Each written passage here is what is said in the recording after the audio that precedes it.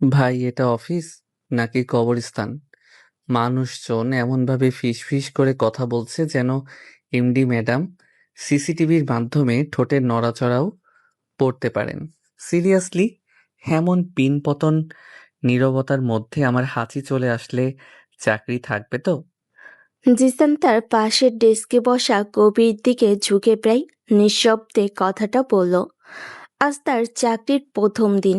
ঢাকার গুলশানের অত্যাধুনিক রয়্যাল গ্রুপ অব ইন্ডাস্ট্রিজ এর মার্কেটিং এক্সিকিউটিভ হিসাবে যোগ দিয়েছে সে।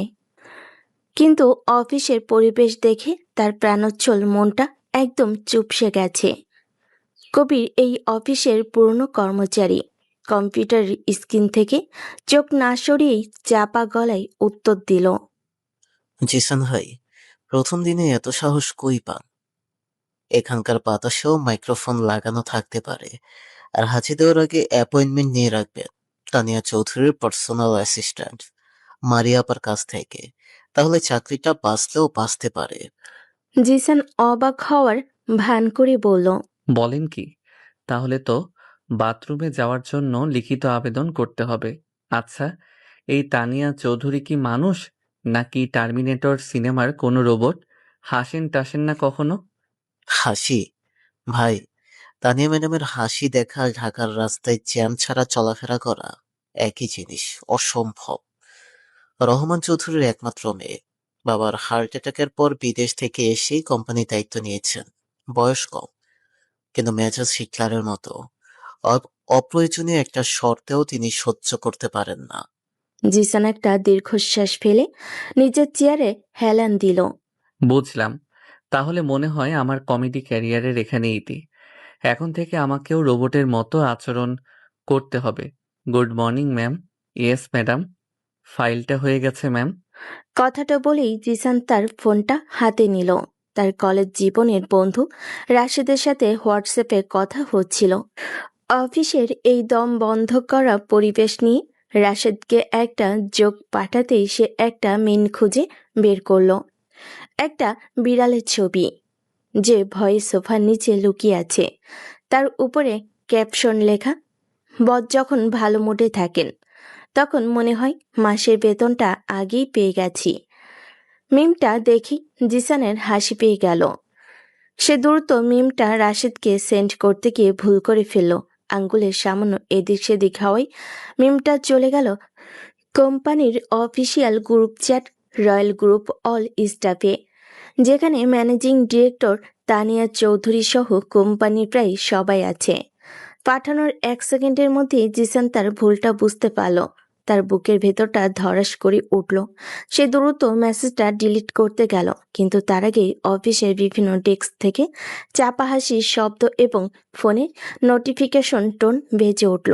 জিসান বুঝতে পারল যা ক্ষতি হওয়ার তা হয়ে গেছে।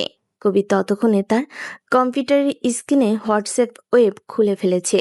গ্রুপে মিমটা দেখে তার চোখ বড় হয়ে গেল। সে ফ্যাকাশে মুখে জিসানের দিকে তাকিয়ে বলল। ভাই, এটা কি করলেন? আপনি তো প্রথম দিনেই পারমাণবিক বোমা ফাটিয়ে দিয়েছেন। আপনার নামে তো শোক প্রস্তাব লেখা শুরু হয়ে যাবে এখন। জিসান শুকনো মুখে হাসার চেষ্টা করে বলল। আরে চিল ম্যান, ভুল তো মানুষেরই হয়। হয়তো ম্যাডাম বিষয়টা স্পোর্টিংলি নেবেন। স্পোলিংলি? তানিয়া ম্যাডামের ডিকশনারিতে স্পোলিংলি নামে কোনো শব্দ নেই। আপনি বরং এখন থেকেই বিটি জবসে নতুন চাকরির জন্য সিভি পাঠানো শুরু করুন। আমি নিশ্চিত আপনার কাছে এখনই কল আসবে। কবিরের কথা শেষ হতে না হতেই জিসানের ডেস্কের ফোনটা বেজে উঠল। ফোনের স্ক্রিনে মারিয়া, এমডি পার্সোনাল অ্যাসিস্ট্যান্টের নামটা ভাসছে। জিসান কাপা কাপা হাতে ফোনটা ধরল। হ্যালো, জিসান বলছি। ওপাশ থেকে মারিয়ার ঠান্ডা আবেগহীন গলা ভেসে এলো। Mister Jisan Ahmed, MD madam আপনাকে তার কেবিনে ডেকেছেন এক্ষুনি। ফোনটা রেখে জিসান কবিরের দিকে তাকালো। কবির তাকে দুহাত তুলে বিদায় জানানোর ভঙ্গি করল, যেন সে শেষ যাত্রায় যাচ্ছে। জিসান একটা দীর্ঘশ্বাস ফেলে উঠে দাঁড়ালো। অফিসের সবাই এখন কাজ থামিয়ে তার দিকেই তাকিয়ে আছে। তাদের চোখে মুখে রাজ্যের কৌতূহল আর জিসানের জন্য করুণা। পুরো ফ্লোর পেরিয়ে তানিয়া চৌধুরীর কাছে কেবিনের দিকে তার এই কয়েক সেকেন্ডের হাঁটা পথটাকেও অনন্তকাল বলে মনে হলো। দরজায় হালকা নক করতে ভেতর থেকে গম্ভীর কণ্ঠ ভেসে এলো। ভেতরে আসুন। ঘরের ঠিক মাঝখানে একটি বিশাল টেবিলের ওপাশে বসে আছে তানিয়া চৌধুরী। বয়স 25 বা 26 হবে। পরনে সাধারণ কিন্তু অভিজাত্যপূর্ণ একটি সালোয়ার কামিজ, চুলগুলো পরিপাটি করে বাঁধা, ঠোঁটে হালকা লিপস্টিক। তার চেহারার সৌন্দর্যের চেয়েও বেশি যা চোখে পড়ে তা হলো তার ব্যক্তিত্ব এবং আত্মবিশ্বাস। কিন্তু এই মুহূর্তে তার চোখ দুটো ছুরির ফলার মতো ধারালো। তানিয়া তার ল্যাপটপ থেকে চোখ না তুলেই ইশারায় জিসানকে সামনে চেয়ারে বসতে বলল।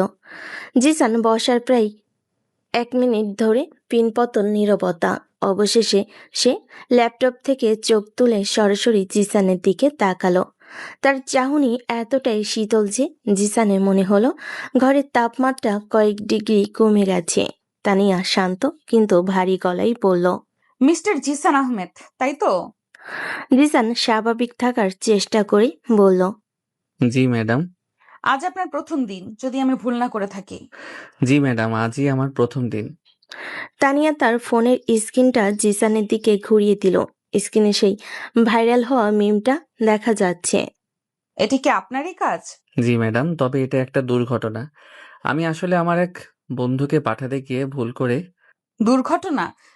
মিস্টার আহমেদ, রয়্যাল গ্রুপ একটি $multi-million কোম্পানি।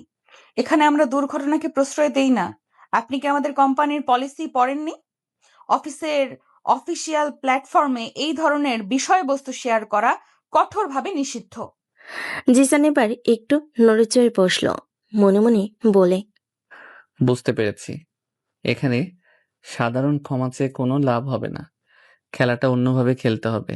আমি মুখের হাসিটা বজায় রেখেই বললাম, আমি অবশ্যই কোম্পানির পলিসি পড়েছি ম্যাডাম, আর আমি সেটার প্রতি সম্পূর্ণ শ্রদ্ধাশীল। কিন্তু আমি যদি বলি এটা ঠিক দুর্ঘটনা ছিল না, বরং একটা উদ্দেশ্যমূলক পরীক্ষা ছিল। তানিয়া প্রথমবারের মতো কিছুটা অবাক হলো। তার ভুরু সামান্য কুঁচকে গেল। পরীক্ষা? কিসের পরীক্ষা? হিউমার সেন্সের পরীক্ষা ম্যাডাম। আমি মার্কেটিংয়ের লোক, আমার কাজ হলো মানুষের সাইকোলজি বোঝা। আমি যখন অফিসে ঢুকলাম তখন দেখলাম এখানকার পরিবেশটা একটু বেশি গম্ভীর।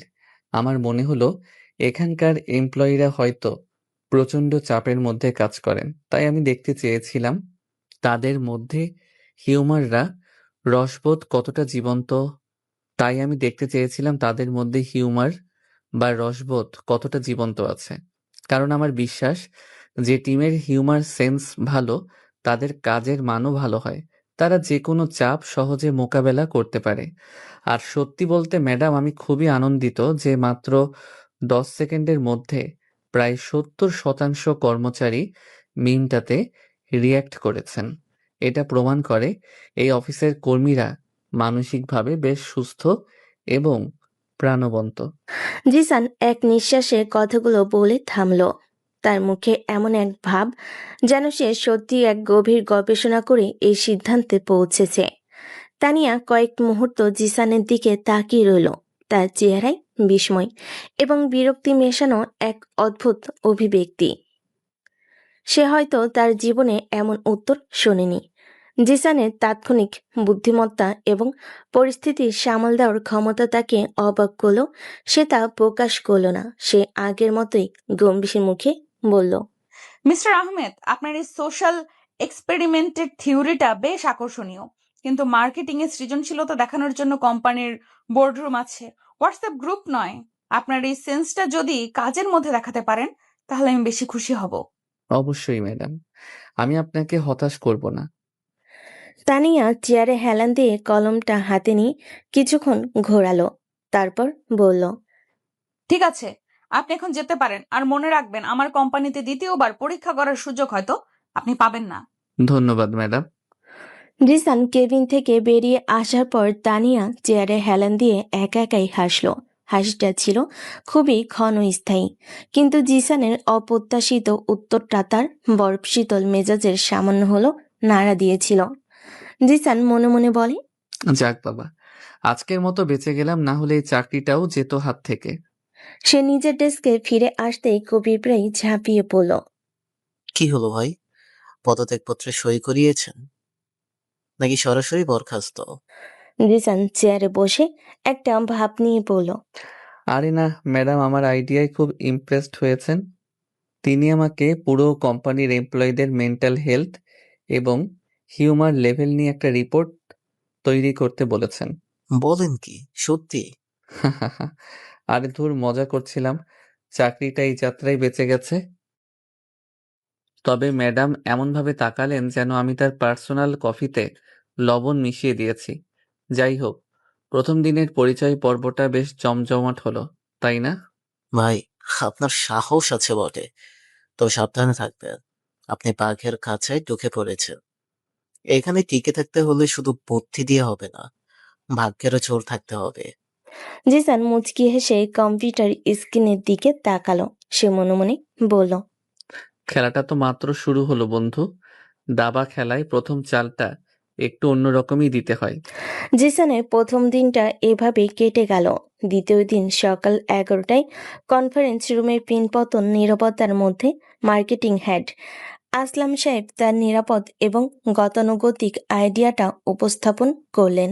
আমার মনে হয় আমাদের সিট বেবি লোকেশনের জন্য একটা ইমোশনাল ক্যাপ্টেন করা উচিত।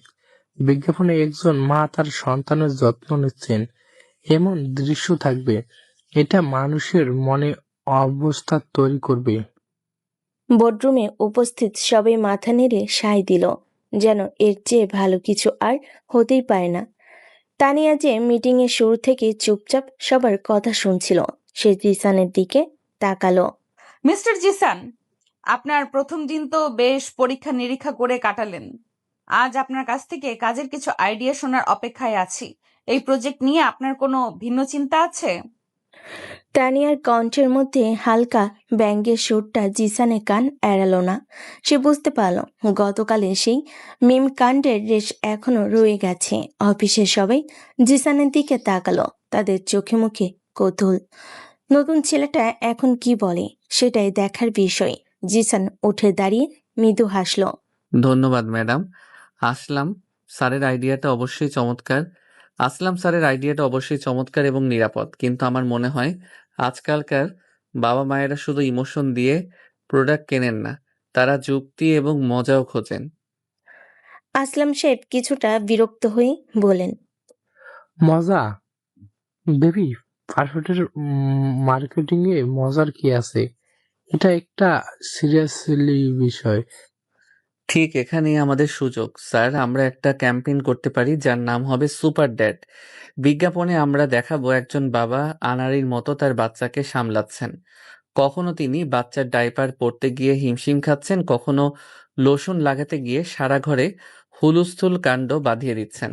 আর এই পুরো সময়ে আমাদের সেফ শিল্ড লোশনটা তার পার্টনার ইন ক্রাইম হিসেবে কাজ করছে। বিজ্ঞাপনের শেষে ট্যাগলাইন থাকবে, সেফ শিল্ড, বাবারও পারে সেরা যত্ন নিতে। জিসানের আইডিয়াটা শুনে রুমের মধ্যে একটা গুঞ্জন শুরু হলো। কয়েকজন তরুণ এক্সিকিউটিভের চোখে মুখে স্পষ্ট প্রশংসার ছাপ, কিন্তু সিনিয়ররা বিষয়টাকে ঠিক ভালোভাবে নিলেন না। তানিয়া কোনো প্রতিক্রিয়া না দেখিয়ে চুপ করে রইল। তার মুখ দেখে কিছুই বোঝার উপায় নেই। সে কিছুক্ষণ ভাবল, তারপর বলল। দুটো আইডিয়াই আমার শোনা হলো। একটা নিরাপদ, অন্যটা ঝুঁকিপূর্ণ। আমার কোনো সিদ্ধান্তে যাওয়ার আগে আমি কোনো সিদ্ধান্তে যাওয়ার আগে দুটো আইডিয়ার উপরেই বিস্তারিত প্রেজেন্টেশন দেখতে চাই। আগামীকাল সকালে বোর্ড অফ ডিরেক্টরদের সামনে আপনারা দুইজনই নিজেদের প্রেজেন্টেশন দেবেন। যারটা সবচেয়ে বেশি যুক্তিযুক্ত মনে হবে আমরা সেটাই ফাইল করব। মিটিং শেষ হলো, সবাই চলে গেল। জিসান বুঝতে পারছিল তানিয়া তাকে ইচ্ছে করে একটা কঠিন পরীক্ষার মধ্যে ফেলেছে। তাকে মাত্র এক রাতের মধ্যে একটি সম্পূর্ণ নতুন আইডিয়ার ওপর প্রেজেন্টেশন তৈরি করতে হবে। পরদিন সকালে বোর্ডরুম লোকে লোকারণ্য। কোম্পানির ডিরেক্টররা সবাই উপস্থিত। প্রথমে আসলাম সাহেব তার আবেগঘন প্রেজেন্টেশন দিলেন, যা সবার কাছ থেকে ভদ্রতাসূচক প্রশংসা পেল। এরপর এলো জিসানের পালা। সে তার পেন ড্রাইভটা ল্যাপটপে কানেক্ট করার জন্য এগিয়ে গেল। শুভ সকাল সবাইকে। আমার ক্যাম্পেইনের নাম সুপার ড্যাড। কথাটা শুরু করতেই সে দেখল প্রজেক্টরের স্ক্রিনটা নীল হয়ে আছে। সে কয়েকবার চেষ্টা করলো ফাইলটা ওপেন করার, কিন্তু স্ক্রিনে একটা এরর মেসেজ ভেসে উঠল, ফাইল নট ফাউন্ড অর করপ্টেড। জিসানের বুকের ভেতরটা স্যাত করে উঠল। সে নিশ্চিত গতকাল রাতেও ফাইলটা ঠিক ছিল। সে আইটি এক্সিকিউটিভকে ডাকলো, কিন্তু কয়েক মিনিট চেষ্টা করেও কোনো লাভ হলো না। ফাইলটা সত্যি উধাও। আসলাম সাহেবের ঠোঁটের কোণে একটা বিজয়ীর হাসি ফুটে উঠল। অন্য ডিরেক্টররাও অধৈর্য হয়ে উঠেছেন। তানিয়া শান্ত কিন্তু কঠোর গলায় বলল, মিস্টার জিসান, আমাদের হাতে বেশি সময় নেই। আপনার প্রেজেন্টেশন কি আমরা দেখতে পাবো, নাকি সময় নষ্ট না করে আমরা মিটিং শেষ করব? জিসান বুঝতে পারল এটা কোনো সাধারণ টেকনিক্যাল সমস্যা নয়। তাকে ইচ্ছে করে ফাঁদে ফেলা হয়েছে। কয়েক মুহূর্তের জন্য তার সবকিছু এলোমেলো হয়ে গেল, কিন্তু পরক্ষণে সে নিজেকে সামলে নিল। সে পেন ড্রাইভটা খুলে নিয়ে পকেটে রাখলো এবং মৃদু হেসে সবার দিকে তাকালো। আমি অত্যন্ত দুঃখিত। টেকনিক্যাল সমস্যার কারণে আমি স্লাইডগুলো দেখাতে পারছি না, কিন্তু তাতে কোনো সমস্যা নেই, কারণ আমার আইডিয়াটা দেখার জিনিস নয়, অনুভবের জিনিস। এই অপ্রত্যাশিত কথাই রুমের সবাই নড়েচড়ে বসল। তানিয়ার কুচকানো ভুরু দেখে মনে হলো সেও কিছুটা অবাক হয়েছে। জিসান এবার কোনো জড়তা ছাড়াই বলতে শুরু করলো, কল্পনা করুন একজন বাবা রাত ৩টায় তার বাচ্চার কান্নায় ঘুম ভেঙে গেছে। তার স্ত্রী হয়তো অসুস্থ বা অন্য কোনো কারণে বাচ্চার দায়িত্ব আজ তার উপর। তিনি কিছুই বোঝেন না। বাচ্চার জন্য দুধ গরম করতে গিয়ে পুরো রান্নাঘর একাকার করে ফেলেছেন। ডায়াপার পরাতে গিয়ে বাচ্চার মুখে পাউডার মেখে দিয়েছেন। তিনি হতাশ, ক্লান্ত, কিন্তু হাল ছাড়েননি। জিসান কথা বলার সময় হালকা অভিনয় করে বাবার সেই অসহায় অবস্থানটা ফুটিয়ে তুলেছিল।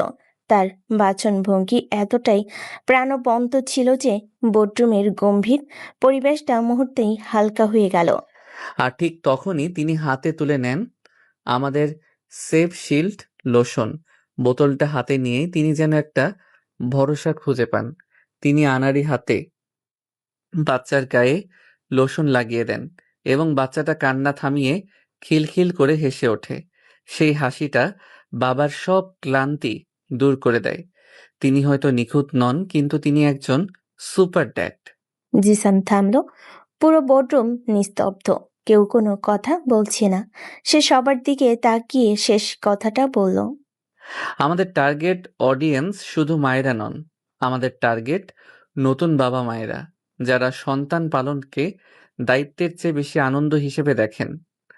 আমার ক্যাম্পেইন সেই আনন্দের গল্প বলবে, সেই ভালোবাসার গল্প বলবে। কোনো স্লাইড হয়তো আমার কাছে নেই, কিন্তু এই গল্পটা আমার হৃদয়ে আছে। কথা শেষ হতেই রুমের একজন তরুণ ডিরেক্টর হাততালি দিয়ে উঠলেন। তার দেখা দেখি আরো কয়েকজন হাততালি দিল। আসলাম সাহেবের মুখটা কালো হয়ে গেছে। তানিয়া চুপ করে বসেছিল। তার ফেস দেখে কিছুই বোঝার উপায় নেই, কিন্তু তার চোখ দুটো চিকচিক করছিল। জিসানের এই আত্মবিশ্বাস, এই পরিস্থিতি সামাল দেওয়ার ক্ষমতা তাকে আবারও মুগ্ধ করল।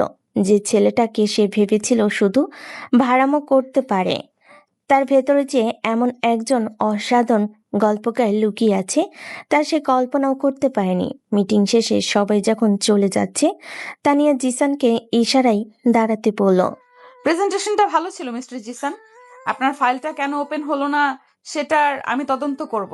কেউ যদি ইচ্ছে করে এটা করে থাকে, তাহলে তাকে তার পরিণতির জন্য প্রস্তুত থাকতে হবে। ধন্যবাদ ম্যাডাম, তবে আমার মনে হয় মাঝে মাঝে টেকনিক্যাল সমস্যা আমাদের জন্য নতুন সুযোগ তৈরি করে দেয়। তানিয়া তার দিকে কিছুক্ষণ তাকিয়ে থেকে শুধু বলল, আপনার সুপার ড্যাড ক্যাম্পেইনটা আমরা ফাইল করেছি, প্রস্তুত থাকবেন, সামনে অনেক কাজ। এই বলে তানিয়া কোনো দিকে না তাকিয়ে নিজের কেবিনের দিকে হেঁটে গেল। জিসান বুঝতে পারল বুদ্ধির এই যুদ্ধে সে আরো এক ধাপ এগিয়ে গেল। জিসান শুধু একটা ক্যাম্পেইন জেতেনি, সে তার বসের বিশ্বাসও একটু একটু করে জিততে শুরু করেছে। এর সবাই নিজের নিজের ডেস্কে এসে কাজে মন দিল। 2-3 ঘন্টা পর হঠাৎ অফিসে কেউ একজন চিৎকার করে উঠল। বিকট শব্দে ফায়ার অ্যালার্ম বেজে উঠতেই পুরো অফিসে একযোগে চাঞ্চল্য দেখা গেল। কম্পিউটারের স্ক্রিন থেকে মুখ তুলে সবাই ছোটাছুটি শুরু করে দিয়েছে। কবির জিসানের হাত ধরে টান দিয়ে বলল, ভাই উঠুন, এটা ফায়ার ট্রায়াল, এখনই বের হতে হবে, নাহলে সিকিউরিটি এসে টেনে হিস্ট্রি বের করবে। জিসান উঠে দাঁড়ালো। সবাই নিয়ম মেনে জরুরি নির্গম পথের দিকে দ্রুত পায়ে হেঁটে যাচ্ছে। তাড়াহুড়োর মধ্যে জিসানের চোখ পড়ল তানিয়ার কেবিনের দিকে। সে দেখল তানিয়াও অন্যদের সাথে পেরিয়ে আসছে, কিন্তু তার মুখে রাজ্যের চিন্তা। তানিয়া তার পার্সোনাল অ্যাসিস্ট্যান্ট মারিয়াকে পেরে ফিস করে বলল, মারিয়া, আমার ডায়েরিটা আমি ওটা টেবিলের উপর ফেলে এসেছি। ওটার মধ্যে খুব জরুরি কিছু কাগজপত্র আছে। কিন্তু ম্যাডাম, এখন তো ভেতরে যাওয়ার কোনো উপায় নেই, সিকিউরিটি কাউকে ঢুকতে দেবে না। তানিয়া কপালে হাত দিয়ে সিঁড়ির দিকে এগোতে লাগলো। তার চিন্তিত মুখটা জিসানের নজর এড়ালো না। সে বুঝতে পারল কিছু একটা গন্ডগোল হয়েছে। সবাই যখন নিচের দিকে নামছে, জিসান হঠাৎ করে ঘুরে দাঁড়ালো। কবির অবাক হয়ে জিজ্ঞেস করলো, আরে আরে, কোথায় যাচ্ছেন? এদিকে তো সিকিউরিটি। আপনি যান, আমি এখনই আসছি। এই বলে জিসান সিকিউরিটির চোখ এড়িয়ে দৌড়তে আবার ফ্লোরের দিকে দৌড় দিল। তার লক্ষ্য তানিয়ার কেবিন। একজন সিকিউরিটি গার্ড তাকে দেখে বলে, এই ছেলে, কোথায় যাচ্ছ? বলে চিৎকার করলো জিসান। ততক্ষণে কাঁচের দরজা ঠেলে ভিতরে ঢুকে পড়েছে। কেবিনের ভিতরে সবকিছু সিমসাম পরিপাটি। জিসান দ্রুত তানিয়ার বিশাল টেবিলের দিকে এগিয়ে গেল। টেবিলের এক কোণে সে দেখল চামড়ার মলাটে বাঁধানো একটি সুন্দর ডায়েরি পড়ে আছে। সে দ্রুত ডায়েরিটা হাতে তুলে নিল। বেরিয়ে আসার সময় তাড়াহুড়োয় ডায়েরিটা তার হাত থেকে ফসকে নিচে পড়ে গেল। আর ঠিক তখনই ডায়েরিটা একটা নির্দিষ্ট পাতা থেকে খুলে গেল। জিসানের চোখ অনিচ্ছা সত্ত্বেও খোলা পাতাটির উপর আটকে গেল। হাতের লেখাগুলো খুব সুন্দর এবং গোছানো, কিন্তু তার মধ্যে লুকিয়ে আছে গভীর যন্ত্রণা। লেখা ছিল, বাবা, আজ আবার তোমার শরীরটা খারাপ করেছে। ডাক্তার বলেছে চিন্তার কিছু নেই, কিন্তু আমি তো জানি তুমি কতটা কষ্ট পাচ্ছ। সবাই আমাকে বলে আমি নাকি খুব শক্তিশালী, কোম্পানির এত বড় দায়িত্ব একা সামলাচ্ছি। কিন্তু সত্যিটা হলো আমি প্রতিদিন রাতে ভয় ঘুমাতে পারি না। আমার যদি কোনো ভুল হয়ে যায়, যদি তোমার হাতে গড়া এই সাম্রাজ্য আমি ধরে রাখতে না পারি, আমার খুব একা লাগে বাবা, খুব একা লাগে। কয়েকটা লাইন পড়েই জিসানের বুকের ভেতরটা মোচড় দিয়ে উঠল। এই প্রথম সে কঠিন অহংকারী বস তানিয়া চৌধুরীর আড়ালে লুকিয়ে থাকা একজন সাধারণ চিন্তিত মেয়ের পরিচয় পেল, যে তার অসুস্থ বাবার জন্য ভয় পায়, যে বিশাল দায়িত্বের বোঝাই ক্লান্ত। হঠাৎ বাইরে থেকে পায়ের আওয়াজ পেয়ে জিসানের হুঁশ ফিরল। সে দ্রুত ডায়েরিটা বন্ধ করে পকেটে ঢুকিয়ে কেবিন থেকে বেরিয়ে এলো এবং অন্য একটি সিঁড়ি ব্যবহার করে সবার অলক্ষ্যে নিচে নেমে গেল। বাইরে অফিসের সামনে খোলা জায়গায় সবাই জড়ো হয়েছে। তানিয়া অস্থিরভাবে পায়চারি করছে। জিসান ভিড়ের মধ্য থেকে বেরিয়ে এসে সরাসরি তার সামনে দাঁড়ালো। আপনি এটা ভেতরে ফেলে এসেছিলেন ম্যাডাম? জিসান শান্ত গলায় ডায়েরিটা তার দিকে বাড়িয়ে দিল। তানিয়া ডায়েরিটা দেখে এতটাই চমকে গেল যে তার মুখ থেকে কোনো কথাই বের হলো না। সে একবার জিসানের দিকে আরেকবার ডায়েরিটার দিকে তাকাচ্ছিল। তার চোখে মুখে বিস্ময় এবং স্বস্তি মেশানো এক অদ্ভুত অভিব্যক্তি। সে কাঁপা কাঁপা হাতে ডায়েরিটা নিয়ে দ্রুত ব্যাগে ঢুকিয়ে ফেলল। তারপর জিসানের দিকে তাকিয়ে নিজেকে সামলে নিয়ে বলল, আপনি আপনি ভেতরে গিয়েছেন? আপনি আপনি ভেতরে গিয়েছিলেন? আপনি কি জানেন এটা নিয়মে কতটা পরিপন্থী? জিসান মৃদু হাসল। নিয়ম মাঝে মাঝে ভাঙতে হয় ম্যাডাম, বিশেষ করে যখন সেটা কারো দুশ্চিন্তা কমানোর জন্য হয়। তানিয়া কোনো উত্তর দিতে পারল না। সে শুধু জিসানের চোখের দিকে তাকিয়ে রইল। এই প্রথমবার তার মনে হলো এই ছেলেটা শুধু হাসি খুশি বা বুদ্ধিমানই নয়, সে মানুষের অনুভূতিও বুঝতে পারে। সে কিভাবে জানলো এই ডায়েরিটা আমার জন্য কতটা গুরুত্বপূর্ণ? ডিল শেষ হওয়ার ঘোষণা আসতে সবাই আবার অফিসের দিকে রওনা হলো।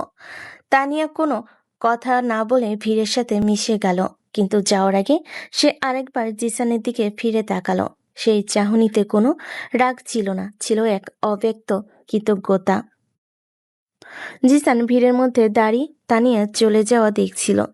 তার মনে এখন আর তানিয়ার প্রতি কোনো বিরক্তি বা ভয় নেই, বরং এক ধরনের মায়া কাজ করছে। সে বুঝতে পারল বরফের আড়ালে যে আগুন লুকিয়ে থাকে তা হয়তো সবসময় ধ্বংসের জন্য নয়, নিজেকে বাঁচিয়ে রাখার জন্য জ্বলতে পারে। পরদিন সকালে জিসান বেশ ফুরফুরে মেজাজে অফিসে ঢুকল। নিজের কিউবিকেলে এসে ব্যাগটা রাখতেই তার চোখ আটকে গেল ডেস্কের উপর দেওয়া ওঠা দামি ব্র্যান্ডের একটি পেপার কাপ, আর তার নিচে চাপা দেওয়া একটা ছোট্ট ভাঁজ করা নোট। জিসান ভুরু কুঁচকে কাপটা হাতে নিল। কফির গন্ধটা নাকে আসতেই মনটা ভালো হয়ে গেল। সে নোটটা খুলে ধরল। সুন্দর মুক্তোর মতো হস্তাক্ষরে লেখা মাত্র 2টো লাইন। ধন্যবাদ, তবে পরের বার ফায়ার অ্যালার্ম বাজলে হিরো সাজার চেষ্টা করবেন না। কোম্পানির সম্পত্তি নাশের জরিমানা আপনার বেতন থেকে কাটা হবে। নোটটা পড়েই জিসানের ঠোঁটের কোণে হাসি ফুটে উঠল। সে আশেপাশে তাকালো, দেখল তানিয়া নিজের কেবিনের স্বচ্ছ কাচের দেওয়ালের ওপাশ থেকে তার দিকে তাকিয়ে আছে। দুজনে চোখাচোখি হতেই তানিয়া দ্রুত চোখ সরিয়ে কম্পিউটার স্ক্রিনে মনোযোগ দেওয়ার ভান করল। ঠিক তখনই কবি তার ডেস্কে এসে বসল। জিসানের হাতের কফির কাপটা দেখে তার চোখ গোল গোল হয়ে গেল। বাহ ভাই, সকাল সকাল এমন ব্র্যান্ডের কফি, কোনো স্পেশাল কারণ আছে নাকি? আমাদের অফিসের ক্যান্টিনে তো এমন কফি পাওয়া যায় না। জিসান একটা চুমুক দিয়ে আয়েশ করে বলল, আরে, এটা হলো ভালো পারফরম্যান্সের পুরস্কার। কোম্পানির এমডি নিজে পাঠিয়েছেন। কবিরের মুখটা হাঁ হয়ে গেল। কি বলেন তানিয়া ম্যাডাম, আপনাকে কফি? আমি কি স্বপ্ন দেখছি? কালকের ফায়ার ড্রিলের সময় ভেতরে ঢোকার জন্য আপনাকে তো শোকজ নোটিশ পাঠানোর কথা। সেটাই তো কথা বন্ধু। জিসান নোটটা ভাঁজ করে পকেটে রাখতে রাখতে বলল, যাকে সবাই বাঘ মনে করে সেও তো মাঝে মাঝে থাবা লুকোতে জানে। তবে তার ভাষায় ধন্যবাদটাও হুমকির মতোই শোনায়। হুমকির মতো মানে? কি লেখা নোটে? তেমন কিছু না, হা হা হা। শুধু লেখা আছে আমার বেতন থেকে জরিমানা কাটা হবে। তাহলে এটা পুরস্কার হলো কি হবে? আরে বোকা, এটাই তো তার বলার ধরন। ধন্যবাদ শব্দটার সাথে একটা হুমকি ফ্রি না দিলে তো আর তানিয়া চৌধুরীর ব্যক্তিত্ব বজায় থাকে না। কফির স্বাদটা কিন্তু দারুণ। মনে হচ্ছে উনি আমার পছন্দের ফ্লেভারটাও জানেন। কথাটা বলেই জিসান আবার তানিয়ার কেবিনের দিকে তাকালো। সে দেখল তানিয়া এখনো কাজের ফাঁকে আর চোখে তাকেই দেখছে। জিসান দুষ্টামি করে কফির কাপটা উঁচিয়ে তাকে একটা স্যালুট জানালো।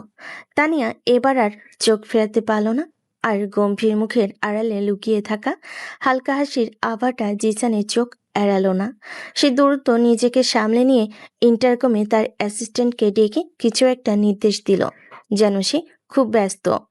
কবির পুরো ব্যাপারটা কিছুই না বুঝে বলল, ভাই, আমার মাথায় তো কিছুই ঢুকতেছে না।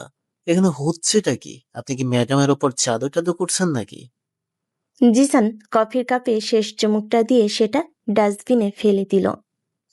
জাদু নয় বন্ধু, এটাকে বলে কানেকশন। দাবা খেলায় যেমন প্রতিপক্ষের চাল বুঝতে হয়, এখানেও ঠিক তাই। আমাদের ম্যাডাম হয়তো খুব কঠিন চাল দেন, কিন্তু তারও কিছু দুর্বল জায়গা আছে। জিসান তার চেয়ারে বসে কম্পিউটারটা অন করতে করতে বলল, যাই হোক, অনেক হয়েছে, এখন কাজে মন দেই। সুপার ড্যাড ক্যাম্পেইনের অনেক কাজ বাকি। ম্যাডামকে ধন্যবাদ জানানোর সবচেয়ে ভালো উপায় হলো কাজটা সময় মতো শেষ করা। কবির মাথা নাড়তে নাড়তে নিজের ডেস্কে ফিরে এলো। সে বিড়বিড় করে বলল, আল্লাহই জানে এই ছেলের মাথায় কি ঘোরে। চাকরিটা থাকবে নাকি প্রথম মাসেই বিদায় হবে কিছুই বুঝতে পারছি না। জিসান কাজে মনোযোগ দিল, কিন্তু তার মনটা পড়ে রইল সেই ছোট্ট নোট আর কফির কাপটার দিকে। সে বুঝতে পারছিল তাদের বরফ শীতল সম্পর্কের মধ্যে খুব ছোট্ট একটা উষ্ণতার ফাটল ধরেছে। এই ফাটল দিয়েই হয়তো একদিন সূর্যের আলো প্রবেশ করবে। অহংকারী বসের সাথে তার এই বুদ্ধির যুদ্ধটা ধীরে ধীরে এক অন্যরকম দিকে মন নিচ্ছে, যা সে নিজেও হয়তো কল্পনা করতে পারেনি। 3 দিন পর আনবিলিভেবল, মিস্টার হ্যারিসন আমাদের চতুর্থ প্রেজেন্টেশনটাও রিজেক্ট করে দিলেন। তার নাকি কোনো আইডিয়াই অরিজিনাল মনে হচ্ছে না। এই লোকটা ঠিক কি চায়, কেউ আমাকে একটু বুঝিয়ে বলবে? তানিয়া রাগে তার কেবিনের ভিতর পায়চারি করছিল আর এই কথাগুলো বলছিল। তার কপালে চিন্তার ভাঁজ স্পষ্ট। গ্লোবাল টেক্সটাইলস এর সিও মিস্টার ডেভিড হ্যারিসন গত 2 দিন ধরে তাদের পুরো মার্কেটিং টিমকে নাজেহাল করে ছেড়েছেন। মার্কেটিং হেড আসলাম শেখ হতাশ গলায় বললেন, এটা একটা সিরিয়াস বিষয় ম্যাডাম। আমরা তো আমাদের সেরা আইডিগুলোই দেখছি। আমার মনে হয় এই ক্লায়েন্টকে সন্তুষ্ট করা প্রায় অসম্ভব। লোকটা খুবই খিটখিটে। তানিয়া ফাইলটা ছুঁড়ে ফেলে বলল, ইম্পসিবল বলে কোনো শব্দ আমার ডিকশনারিতে নেই। আসলাম সাহেব, এই ডিলটা আমাদের কোম্পানির জন্য কতটা জরুরি আপনি জানেন? মিস্টার হ্যারিসনকে আমাদের রাজি করাতেই হবে। প্রয়োজনে সারা রাত জেগে নতুন আইডিয়া তৈরি করুন। গো! সবাই বিমর্ষ মুখে কেবিন থেকেই বেরিয়ে গেল। শুধু জিসান দরজার কাছে দাঁড়িয়ে ইতস্তত করছিল। তানিয়া তার দিকে তাকিয়ে কঠিন গলায় বলল, আপনার কিছু বলার আছে মিস্টার জিসান? নাকি আপনার কাছেও কোনো সুপার ড্যাশ টাইপের আইডিয়া আছে যা শুনে মিস্টার হ্যারিসন আমাদের কোম্পানি থেকেই বের করে দেবেন? তার কথায় স্পষ্ট ব্যঙ্গের সুর। জিসান ভেতরে ঢুকে শান্তভাবে বলল, আইডিয়া মাথার ভেতর থেকে সবসময় আসে না ম্যাডাম। মাঝে মাঝে প্রতিপক্ষের মন থেকেও আইডিয়া বের করতে হয়। আমরা কি মিস্টার হ্যারিসন সম্পর্কে একটু জানার চেষ্টা করেছি? তিনি মানুষটা কেমন, তার পছন্দ অপছন্দ কি? আমারও তো সময় নেই। তিনি আমাদের ক্লায়েন্ট, আমার গবেষণার বিষয় নন। আপনার কাছে কোনো কাজের কথা থাকলে বলুন, না হলে কাজে যান। আমার 10 মিনিট সময় লাগবে ম্যাডাম। জিসান তার ফোনটা বের করে আবার বলল, আমি গত 1 ঘন্টা ধরে মিস্টার হ্যারিসনের সোশ্যাল মিডিয়া প্রোফাইল আর বিভিন্ন ইন্টারভিউ ঘাঁটছিলাম। একটা খুব ইন্টারেস্টিং জিনিস খুঁজে পেয়েছি। কি পেয়েছেন? মিস্টার ডেভিড হ্যারিসন একজন প্রফেশনাল লেভেলের চেস প্লেয়ার। তিনি তার কলেজের চেস চ্যাম্পিয়ন ছিলেন এবং এখনো বিভিন্ন আন্তর্জাতিক টুর্নামেন্টে অংশ নেন। দাবার প্রতি তার আবেগটা মারাত্মক। এই তথ্যটা শুনি তানিয়ার ভাবলেশীন মুখে প্রথমবারের মতো কৌতূহলের ছাপ দেখা গেল। সে সোজা হয়ে বসল। চেস, তাতে আমাদের কি লাভ? অনেক লাভ ম্যাডাম। দাবা হলো বুদ্ধির খেলা, স্ট্র্যাটেজির খেলা। মিস্টার হ্যারিসন এমন একজন মানুষ যিনি সরাসরি শক্তির চেয়ে কৌশলকে বেশি সম্মান করেন। আমরা যদি তাকে আমাদের বুদ্ধিমত্তা দিয়ে ইমপ্রেস করতে পারি তাহলে ডিলটা জেতা অনেক সহজ হয়ে যাবে। আমার মাথায় একটা প্ল্যান আছে। যেই ভাব সেই কাজ। পরের দিন সকালে বোর্ডরুমের চিত্রটা একদম ভিন্ন। মিটিংয়ের মূল টেবিলের বদলে একপাশে একটি ছোট্ট কাচের টেবিলে সুন্দর করে একটি কাঠের দাবার বোর্ড সাজানো। মিস্টার হ্যারিসন রুমে ঢুকেই অবাক হলেন। তার খিটখিটে দৃষ্টি মুহূর্তেই কোমল হয়ে এলো। তিনি প্রায় পিড়পিড় করেই বললেন, ওস, আমি তো ভেবেছিলাম এটা একটা বিজনেস মিটিং। তানিয়া এগিয়ে এসে মিষ্টি হেসে বলল, বিজনেসেও তো এক ধরনের দাবার মতোই মিস্টার হ্যারিসন। সঠিক সময়ে সঠিক চাল দিতে হয়। আমরা ভেবেছিলাম আলোচনার আগে পরিবেশটা একটু হালকা করা যাক। আপনি খেলতে ভালোবাসেন, তাই না? মিস্টার হ্যারিসনের মুখে জেনুইন হাসি ফুটে উঠল। ভালোবাসি বললে কম হবে বলা, এটা আমার প্যাশন। কিন্তু আপনাদের মধ্যে আমার সাথে খেলার মতো কেউ আছে কি? ঠিক তখনই জিসান এক কাপ কফি হাতে নিয়ে এগিয়ে এলো। আমি চেষ্টা করে দেখতে পারি স্যার। যদিও আপনার মতো একজন গ্র্যান্ড মাস্টারের সামনে আমার খেলাটা শিশুই মনে হবে। মিস্টার হ্যারিসন জিসানের আত্মবিশ্বাসী ভঙ্গি দেখে বেশ মজা পেলেন। বেশ, তাহলে হয়ে যাক একটা দান। কিন্তু বলে রাখছি, আমি খেলার মাঠে কোনো রকম ছাড় দেই না। খেলা শুরু হলো। তানিয়া এবং বাকিরা কিছুটা দূরে দাঁড়িয়ে নিঃশব্দে দেখতে লাগলো। জিসান খুব ঠান্ডা মাথায় চাল দিচ্ছিল। সে জানতো সে কোনোভাবেই হ্যারিসনের সাথে জিততে পারবে না। তার উদ্দেশ্য জেতা নয়, তার উদ্দেশ্য হলো সম্মান আদায় করা। প্রায় 15 মিনিট খেলার পর এমন একটা পরিস্থিতি তৈরি হলো যেখানে জিসানের হার প্রায় নিশ্চিত। জিসান তার শেষ চালটা দেওয়ার আগে কিছুক্ষণ ভাবল, তারপর রাজার গুটিটা আলতো করে শুইয়ে দিয়ে হেসে বলল, চেকমেট। আমি হার স্বীকার করছি স্যার। হা হা হা, আমি তো আগেই বলেছিলাম আমি কোনো ছাড় দেই না। তবে মানতে হবে তুমি বেশ ভালো খেলেছো ইয়াং ম্যান। জিসান উঠে দাঁড়িয়ে বলল, ধন্যবাদ স্যার। আসলে আপনার মতো একজন অভিজ্ঞ খেলোয়াড়ের কাছে হেরেও জেতার আনন্দ আছে। কারণ আপনার প্রতিটি চাল, আপনার স্ট্র্যাটেজি সবকিছুই আমাদের বিজনেসের মতোই নিখুঁত এবং সুচিন্তিত। আপনার সাথে খেলে অনেক কিছু শিখলাম। এই একটি কথাই যেন জাদুর মতো কাজ হলো। মিস্টার হ্যারিসনের মুখটা উজ্জ্বল হয়ে উঠল। নিজের পছন্দের খেলার সাথে বিজনেসের এমন বুদ্ধিদীপ্ত তুলনা এর আগে কেউ করেননি। তিনি মুগ্ধ দৃষ্টিতে জিসানের দিকে তাকিয়ে রইলেন। তুমি ছেলেটা তো বেশ বুদ্ধিমান মিস তানিয়া। আপনার টিমে এমন স্মার্ট লোক থাকলে তো আপনাদের উন্নতি কেউ আটকাতে পারবে না। চলুন আপনাদের প্রেজেন্টেশনটা এবার দেখা যাক। আমার মনে হচ্ছে আজ হয়তো আমি হতাশ হব না। এরপরে মিটিংটা ছিল শুধু আনুষ্ঠানিকতা। মিস্টার হ্যারিসন প্রায় কোনো প্রশ্ন না করে তাদের প্রস্তাবে রাজি হয়ে গেলেন এবং চুক্তিটা ফাইনাল করলেন। মিটিং শেষে মিস্টার হ্যারিসন চলে যাওয়ার পর পুরো টিম আনন্দে ফেটে পড়ল। আসলাম সাহেব পর্যন্ত এসে জিসানের পিঠ চাপড়ে দিলেন। সবাই চলে যাওয়ার পর তানিয়া জিসানকে তার কেবিনে ডাকলো। আমি সত্যি অবাক মিস্টার জিসান। তানিয়া তার চেয়ারে বসে বলল, তার কণ্ঠস্বরে কোনো কাঠিন্য নেই, বরং মুগ্ধতার রেশ স্পষ্ট। আপনি কিভাবে পারলেন? যে কাজটা পুরো টিম মিলে 2 দিনে করতে পারলো না সেটা আপনি মাত্র 15 মিনিটের একটা খেলায় করে দেখালেন। জিসান মৃদু হেসে বলল, আমি তো আগেই বলেছিলাম ম্যাডাম, যুদ্ধ জেতার জন্য সবসময় তলোয়ারের প্রয়োজন হয় না। মাঝে মাঝে বুদ্ধির একটা চালই যথেষ্ট। আপনাকে শুধু জানতে হবে আপনার প্রতিপক্ষের দুর্বলতাটা কোথায়। তানিয়া কিছুক্ষণ তার দিকে তাকিয়ে রইল, তারপর একটা দীর্ঘশ্বাস ফেলে বলল, আপনি শুধু একটা ডিল জেতেননি মিস্টার জিসান, আপনি আমার বিশ্বাসটাও জিতে নিয়েছেন। Well done. এই প্রথমবার তানিয়ার মুখ থেকে কোনো রকম সত্য ছাড়া প্রশংসা শুনল জিসান। মনে মনে বলে, অহংকারী বসের বরফের দেয়ালটা মনে হয় গলতে শুরু করেছে। এই নীরব প্রশংসাটা আমার কাছে ওই $multi-million চুক্তির চেয়েও অনেক বেশি মূল্যবান মিস অহংকারী ম্যাডাম। রাত প্রায় 9টা। অফিসের বেসমেন্ট পার্কিং লটটা প্রায় ফাঁকা। তানিয়া বিরক্ত মুখে তার মার্সিডিজের ফ্ল্যাট টায়ারের দিকে তাকিয়ে আছে। সারাদিনের খাটুনির পর এই নতুন যন্ত্রণা তার মেজাজ আরো খারাপ করে দিল। সিরিয়াসলি, আজকেই আমার গাড়ির টায়ারকে পাংচার হতে হলো? এর চেয়ে বাজে আর কি হতে পারে আমার জন্য? সে তার ফোনে ড্রাইভারকে কল করলো। কামাল ভাই, আপনি কোথায়? কি আপনার বাচ্চার শরীর খারাপ? আচ্ছা আচ্ছা, ঠিক আছে, আপনি আসতে পারবেন না তাই তো?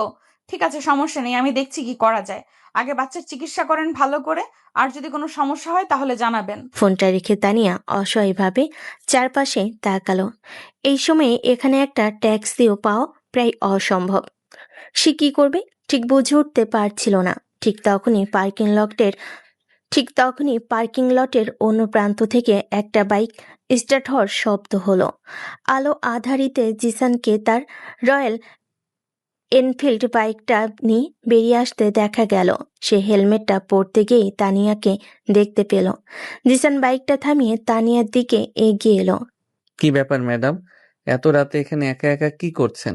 গাড়ি কি তেল শেষ হয়ে যাওয়ায় অভিমান করে বসে পড়েছে? তানিয়া তার দিকে না তাকিয়ে রুক্ষ গলায় বলল, আপনার অপ্রয়োজনীয় রসিকতা শোনার মতো মানসিক অবস্থা আমার এখন নেই মিস্টার জিসান, আপনি যেতে পারেন। আরে চড়ছেন কেন? জিসান গাড়ির পাংচার হওয়া চাকাটার দিকে তাকিয়ে শীষ দিয়ে উঠল। ও, তাহলে এই ব্যাপার। মনে হচ্ছে শুধু আপনার গাড়ির চাকারই নয়, আপনার অহংকারেরও কিছুটা হাওয়া বেরিয়ে গেছে, তাই না? এই কথাটা শোনার পর তানিয়া ধৈর্যের বাঁধ ভেঙে গেল। সে ঘুরে দাঁড়িয়ে জিসানের চোখের দিকে তাকিয়ে রাগী গলায় বলল, একদম ফাজলামো করবেন না। আপনার যদি সাহায্য করার ইচ্ছে না থাকে তাহলে এখান থেকে যান। আমার একার সমস্যা আমাকে সমাধান করতে দিন। জিসান তার এই রাগী রূপটা দেখেও একটুও দমল না, বরং তার ঠোঁটের কোণের হাসিটা আরো চওড়া হলো। রাগলে কিন্তু আপনাকে বেশ সুন্দর লাগে ম্যাডাম, কিন্তু দুঃখের বিষয় হলো আপনার এই সুন্দর রাগী মুখটা আরো কিছুক্ষণ দেখতে হবে, কারণ এই চাকা বদলানো ছাড়া আপনার আর কোনো উপায় নেই। আর সৌভাগ্যক্রমে এই কাজটা আমি মোটামুটি ভালোই পারি। এই বলে জিসান কোনো উত্তরের অপেক্ষা না করেই তার বাইকের টোল বক্স থেকে প্রয়োজনীয় যন্ত্রপাতি বের করে আনলো। তানিয়া অবাক হয়ে বলল, আপনাকে কিছু করতে হবে না, আমি মেকানিককে ফোন করছি। এই সময়ে গুলশানের এই এলাকায় আপনি কোনো মেকানিককে খুঁজে বের করার আগেই সকালে মোড়ক ডাক দিয়ে দিবে ম্যাডাম। জিসান গাড়ির জ্যাকটা ঠিক জায়গায় লাগাতে লাগাতে বলল, তার চেয়ে বরং চুপচাপ 10টা মিনিট অপেক্ষা করুন, আশা করি আপনার দামি মার্সিডিজ গাড়িটাকে আমি পুরোপুরি নষ্ট করে ফেলবো না। তানিয়া আর কিছু বলতে পারল না। সে চুপ করে একটু দূরে সরে গিয়ে দেওয়ালে হেলান দিয়ে দাঁড়ালো। সে অবাক হয়ে দেখছিল যে ছেলেটা অফিসে সারাক্ষণ হাসি খুশি আর মজা করে বেড়ায়, সে কত মনোযোগ দিয়ে কাজটা করছে। ফরমাল শার্টের হাতা গুটিয়ে হাতে কালি মেখে সে নিপুণভাবে চাকাটা বদলাতে শুরু করলো। কয়েক মিনিটের মধ্যে জিসান স্টেপনি টায়ারটা লাগিয়ে ফেলল। কাজ শেষে এসে ঘেমে নিয়ে একাকার। তার ফর্সা শার্ট আর হাতে মুখে গিজ আর কালি লেগে আছে। সে উঠে দাঁড়িয়ে হাতের কালি শার্টে মুছতে মুছতে বলল, কাজ শেষ ম্যাডাম, আপাতত এটা দিয়ে বাড়ি চলে যেতে পারবেন। কাল সকালে মেকানিককে দেখিয়ে নেবেন।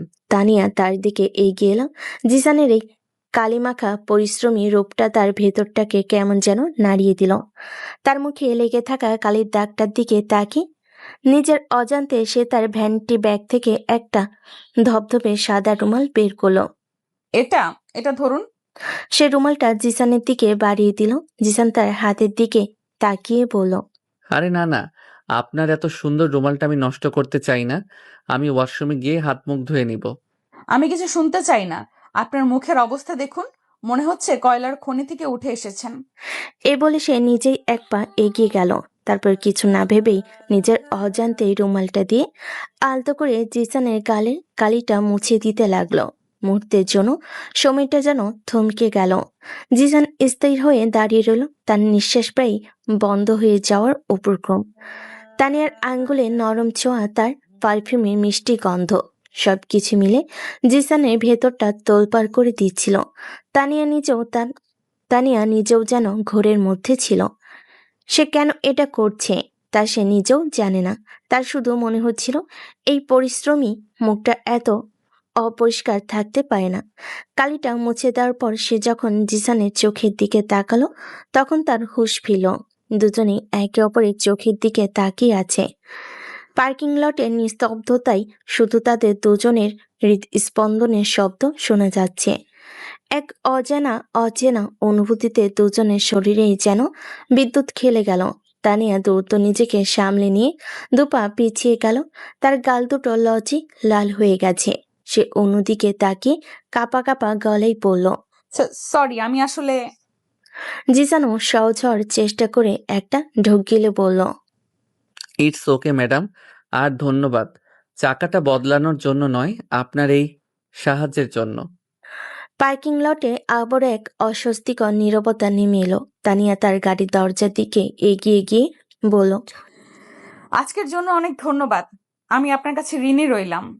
দয়া করে ঋণী শব্দটি ব্যবহার করবেন না ম্যাডাম, মাঝে মাঝে কিছু কাজ হিসাবের খাতার বাইরেও করতে হয়। ভালো থাকবেন। এই বলে জিসান হেলমেট পরে তার বাইকে স্টার্ট দিয়ে বেরিয়ে গেল। তানিয়া তার গাড়িতে বসে রইল, তার হাতে তখনও ধরা সেই কালিমাখা রুমালটা। সে রুমালটার দিকে তাকিয়ে রইল। তার হৃৎপিণ্ড তখনও অস্বাভাবিক দ্রুত গতিতে চলছে। সে বুঝতে পারছিল না তার সাথে ঠিক কি হলো, কিন্তু একটা বিষয় সে নিশ্চিত ছিল, আজকের এই রাতের ঘটনাটা সে সহজে ভুলতে পারবে না। অহংকারী বসের খোলসের ভেতর থেকে একজন নারী মন যেন উকি দিয়ে গেল, যার কারণ সে নিজেও জানে না। আরো 2 দিন পর ম্যাডাম, সুপার ড্যাড ক্যাম্পেইনের ফাইনাল বাজেটটা অ্যাপ্রুভালের জন্য আপনার সাইন লাগবে, আর মিস্টার হ্যারিসনের সাথে চুক্তির কাগজপত্র রেডি, আপনি একবার চোখ বুলিয়ে নিলেই। সন্ধ্যা 7টা। জিসান তানিয়ার কেবিনে দাঁড়িয়ে নিজের কাজের আপডেট দিচ্ছিল। তানিয়া মনোযোগ দিয়ে ফাইলগুলো দেখছিল। পুরো অফিসে তখন কেমন একটা শান্ত ঘরোয়া পরিবেশ। বেশিরভাগ কর্মী চলে গেছে। হঠাৎ তানিয়ার ব্যক্তিগত ফোনটা বেজে উঠল। স্ক্রিনে হসপিটাল লেখাটা দেখেই তার মুখটা ফ্যাকাশে হয়ে গেল। সে দ্রুত ফোনটা তুলে নিল। হ্যালো, হ্যাঁ আমি তানিয়া চৌধুরী বলছি। কি, বাবার অবস্থা আবার খারাপ হয়েছে? কিন্তু সকালেও তো কথা বললাম। ঠিক আছে, আপনারা চিন্তা করবেন না, আমি আসছি, আমি এক্ষুনি আসছি। রাখতেই তানিয়ার হাত পা কাঁপতে শুরু করলো। তার চোখের জল প্রায় কেবিনে আসার উপক্রম। বেরিয়ে আসার উপক্রম। সে দ্রুত তার ব্যাগটা গুছিয়ে নিতে নিতে বিড়বিড় করে পড়ল। আমার এখনই যেতে হবে, বাবার কাছে যেতে হবে। জিসান তার অবস্থা দেখে এগিয়ে এলো। ম্যাডাম, সব ঠিক আছে? আঙ্কেলের কি হয়েছে? তানিয়ার কণ্ঠস্বর কান্নায় প্রায় বুঝে এসেছে। জানি না, হাসপাতাল থেকে ফোন করেছিল, বলল বাবার অবস্থা ভালো না, আমাকে এখনই যেতে হবে। কিন্তু কামাল ভাইও তো নেই, ওনার বাবা অসুস্থ, আমি কিভাবে যাব এত দূরে? তার চোখে মুখে রাজ্যের অসহায়ত্ব। যে নারীটা পুরো অফিসকে এক আঙ্গুলে ইশারায় চালায়, সে এখনো কমপ্লিটমেন্ট ভেঙে পড়েছে। জিসান এক মুহূর্ত দেরি করলো না। সে কোনো প্রশ্ন না করে, কোনো অনুমতি অপেক্ষা না করে টেবিল থেকে তার বাইকের চাবিটা তুলে নিল। চলুন। কোথায়? হাসপাতালে। এই মুহূর্তে ঢাকার জ্যাম ঠেলে গাড়ি নিয়ে বের হলে আপনি মাঝপথে আটকে থাকবেন। বাইকের চেয়ে দ্রুত আর কিছু নেই এখন। উঠুন, আমি আপনাকে নিয়ে যাচ্ছি। তানে কিছু বলার ভাষা খুঁজে পাচ্ছিল না। সে শুধু দ্বিধাগ্রস্ত চোখে জিসানের দিকে তাকিয়ে রইল। তার অহংকার, তার পদের বড়াই, এই মুহূর্তে সবকিছু যেন অর্থহীন মনে হচ্ছে। কিন্তু কোনো কিন্তু নয় ম্যাডাম। জিসান তার হাত থেকে ফাইলগুলো নিয়ে টেবিলে রাখলো। এই মুহূর্তে আপনার বাবার কাছে আপনার থাকাটা সবচেয়ে বেশি জরুরি। বাকি সবকিছু পরে ভাবা যাবে। প্লিজ আর দেরি করবেন না। জিসানের কণ্ঠের সিনক্রেট আর চোখের গভীরতা তানিয়াকে আর কোনো দ্বিধাই রাখল না। সে নীরবে মাথা নেড়ে জিসানের পেছন পেছন কেবিন থেকে বেরিয়ে এলো। বেসমেন্ট নেমেই জিসান তার বাইকটা স্টার্ট দিল। সে নিজের হেলমেট খুলে তানিয়ার দিকে এগিয়ে দিয়ে বলল, এটা পরে নিন। তাহলে আপনি? আমার অভ্যাস আছে। আপনার সেফটিটা বেশি দরকারি। জিসান জোর করে হেলমেটটা তার মাথায় পরিয়ে দিল। এখন শক্ত করে ধরে বসুন, রাস্তাটা হয়তো খুব মসৃণ হবে না। তানিয়া কোনো কথা না বলে চুপচাপ বাইকে উঠে বসল। ঢাকার ব্যস্ত রাস্তা, গাড়ির হর্ন, মানুষের কোলাহল, কোনো কিছুই তার কানে ঢুকছিল না। সে শুধু জিসানের শার্টটা শক্ত করে আঁকড়ে ধরে রইল। জিসানের চওড়া পিঠটা যেন এই মুহূর্তের জন্য তার পৃথিবীর সবচেয়ে নিরাপদ আশ্রয়। ঝড়ের বেগে ছুটে চলা বাইকের বাতাস তার চোখের জল শুকিয়ে যাচ্ছিল। হাসপাতালে পৌঁছাতেই তাদের 15 মিনিটের বেশি লাগলো না। তানিয়া বাইক থেকে নেমে দৌড়ে আইসিইউর দিকে ছুটে গেল। জিসান পার্কিংয়ে বাইকটা রেখে তার পেছন পেছন গেল। আইসিইউর কাছের দেওয়ালের ওপাশ থেকে তানিয়া তার বাবাকে দেখছে। রহমান চৌধুরীর শরীরে নানা রকম নল লাগানো। তিনি ঘুমিয়ে আছেন। ডাক্তার বেরিয়ে এসে তানিয়াকে আশ্বস্ত করলেন। ডাক্তারের কথা শুনে তানিয়ার শরীর থেকে যেন একটা বিশাল বোঝা নেমে গেল। সে ধপ করে করিডোরের একটা চেয়ারে বসে পড়ল এবং দুহাতে মুখ ঢেকে নিঃশব্দে কাঁদতে লাগলো। তার এতদিনে চেপে রাখা সব ভয়, সব যন্ত্রণা যেন আজ বাঁধ ভেঙে বেরিয়ে আসতে চাইছে। জিসান কোনো কথা না বলে একটু দূরে দাঁড়িয়ে রইল। সে তানিয়াকে তার মতো করে একা থাকতে দিল। কিছুক্ষণ পর সে পাশের দোকান থেকে এক বোতল পানি আর একটা স্যান্ডউইচ কিনে নিয়ে এলো। সে তানিয়ার পাশে বসে পানির বোতলটা তার দিকে এগিয়ে দিয়ে শান্ত গলায় বলল, একটু পানি খেয়ে নিন। আর কিছু খেয়ে নিন ম্যাডাম, আপনাকে অনেক ধকল পোহাতে হয়েছে। তানিয়া শুধু মুখ তুলে তাকালো। তার চোখ দুটো কান্নার কারণে লাল হয়ে আছে। সে কাঁপা কাঁপা হাতে পানির বোতলটা নিল, কিন্তু স্যান্ডউইচটা নিল না। আমার যেতে ইচ্ছে করছে না। খেতে ইচ্ছে না করলেও খেতে হবে। আঙ্কেল যদি ঘুম থেকে উঠে দেখেন তার শক্তিশালী মেয়েটা নিজে অসুস্থ হয়ে পড়েছে, তাহলে তিনি আরো বেশি চিন্তা করবেন। আপনাকে এখন নিজের জন্যেও শক্ত থাকতে হবে। জিসানের এই কথাগুলো তানিয়ার হৃদয়ে গিয়ে লাগলো। সে আর আপত্তি করলো না। চুপচাপ স্যান্ডউইচটা হাতে নিয়ে ছোট ছোট করে খেতে লাগলো। সেই রাতে জিসান কিছুই না বলে হাসপাতালের করিডোরে চুপচাপ তানিয়ার পাশে বসে রইল। সে কোনো অপ্রয়োজনীয় প্রশ্ন করল না, কোনো সান্ত্বনা দেওয়ার চেষ্টাও করল না। সে শুধু তার উপস্থিতি দিয়ে তানিয়াকে বোঝানোর চেষ্টা করল যে এই কঠিন সময়ে সে একা নয়। মাঝরাতে তানিয়ার বাবা রহমান চৌধুরী জ্ঞান ফিরল। তিনি ইশারায় তানিয়াকে ডাকলেন। তানিয়া ভেতরে যাওয়ার আগে জিসানের দিকে একবার ফিরে তাকালো। তার চোখে ছিল একরাশ কৃতজ্ঞতা। ভোর হওয়ার ঠিক আগে তানিয়া আইসিইউ থেকে বেরিয়ে এলো। তার মুখে এখন স্বস্তির ছাপ। বাবা এখন অনেক ভালো আছেন, আমার সাথে কথাও বলেছেন। জিসান চেয়ারে বসে ঘুমিয়ে পড়েছিল। তানিয়ার ডাকে তার ঘুম ভেঙে গেল। সে উঠে দাঁড়িয়ে আড়মোড়া ভেঙে বলল, আলহামদুলিল্লাহ, চলুন তাহলে আপনাকে বাড়ি পৌঁছে দেই। আপনারও বিশ্রাম দরকার। ফেরার পথও বাইকে কোনো কথা হলো না, কিন্তু এবারে নীরবতাটা ছিল অনেক বেশি সহজ, অনেক বেশি ভরসাপূর্ণ। তানিয়ার বাড়ির সামনে এসে জিসান বাইক থামালো। তানিয়া হেলমেটটা খুলে জিসানের হাতে দিয়ে শান্ত গলায় বলল, আজকে রাতের জন্য আমি আপনাকে কিভাবে ধন্যবাদ জানাবো তা আমার জানা নেই জিসান। এই প্রথমবার সে জিসানকে মিস্টার ছাড়া শুধু নামে ডাকলো। জিসান মৃদু হাসল। ধন্যবাদ দেওয়ার কোনো প্রয়োজন নেই ম্যাডাম, আমি শুধু আমার দায়িত্ব পালন করেছি, একজন সহকর্মী হিসেবে, একজন মানুষ হিসেবে। আপনি বাসায় গিয়ে একটা লম্বা ঘুম দেবেন, আর অফিসে আসার জন্য একদম তাড়াহুড়ো করবেন না। জি ম্যাডাম। তানিয়া আর কিছু না বলে তার ফ্ল্যাটের দিকে হেঁটে গেল। হুট করে আবার পিছন ঘুরে বলল, জি ম্যাডাম। বাসায় গিয়ে ঘুমাবেন কিন্তু। মোবাইল আবার নতুন কোনো মিম বানানোর চিন্তা যেন না আসে। ঠিক আছে ম্যাডাম। ঠিক আছে, মনে থাকে যেন। আগামীকাল অফিসে দেখা হবে। ইনশাআল্লাহ ম্যাডাম। ইনশাল্লাহ। আল্লাহ হাফেজ। জিসান কিছুক্ষণ তার যাওয়ার পথের দিকে তাকিয়ে থেকে তারপর নিজের বাইকটা স্টার্ট দিল। সে জানতো আজকের এই রাতটা তাদের দুজনের সম্পর্কের এক নতুন উচ্চতায় নিয়ে গেছে। তারা এখন শুধু বস আর কর্মচারী নয়, তারা একে অপরের সবচেয়ে কঠিন সময়ের সঙ্গী। সেদিন বিকেল 4টায় ঘুম ভাঙল জিসানের। প্রায় একটানা 10 ঘন্টা ঘুমানোর পর শরীরটা কিছুটা ঝরঝরে লাগছে। সে বিছানা থেকে উঠে ফ্রেশ হয়ে দেখল তার ফোন ভর্তি মিসড কল আর মেসেজ। বেশিরভাগই অফিসের কবিরের একটা মেসেজে লেখা। ভাই আপনি কই? ম্যাডামও অফিসে আসেননি, আপনিও উধাও, কাহিনী কি? জিসান একটা দীর্ঘশ্বাস ফেলে কবিরকে ফোন দিয়ে সংক্ষেপে জানালো যে সে আজ অফিসে যাবে না। তারপর সে রান্নাঘরে গিয়ে কফি বানাতে লাগলো। গতকাল রাতে ঘটনাগুলো তার মাথায় সিনেমার মতো ঘুরছিল। তানিয়া সেই অসহায় কান্না ভেজা মুখটা সে কিছুতেই ভুলতে পারছিল না। ঠিক তখনই তানিয়ার নম্বর থেকে তার ফোনে একটি মেসেজ এলো। ঘুম হয়েছে? আশা করি আপনি আমার কথা শুনে বিশ্রাম নিয়েছেন। আমি আজ অফিসে যাব না, আপনিও ছুটি নিন। আর হ্যাঁ, বাবার অবস্থা এখন স্থিতিশীল।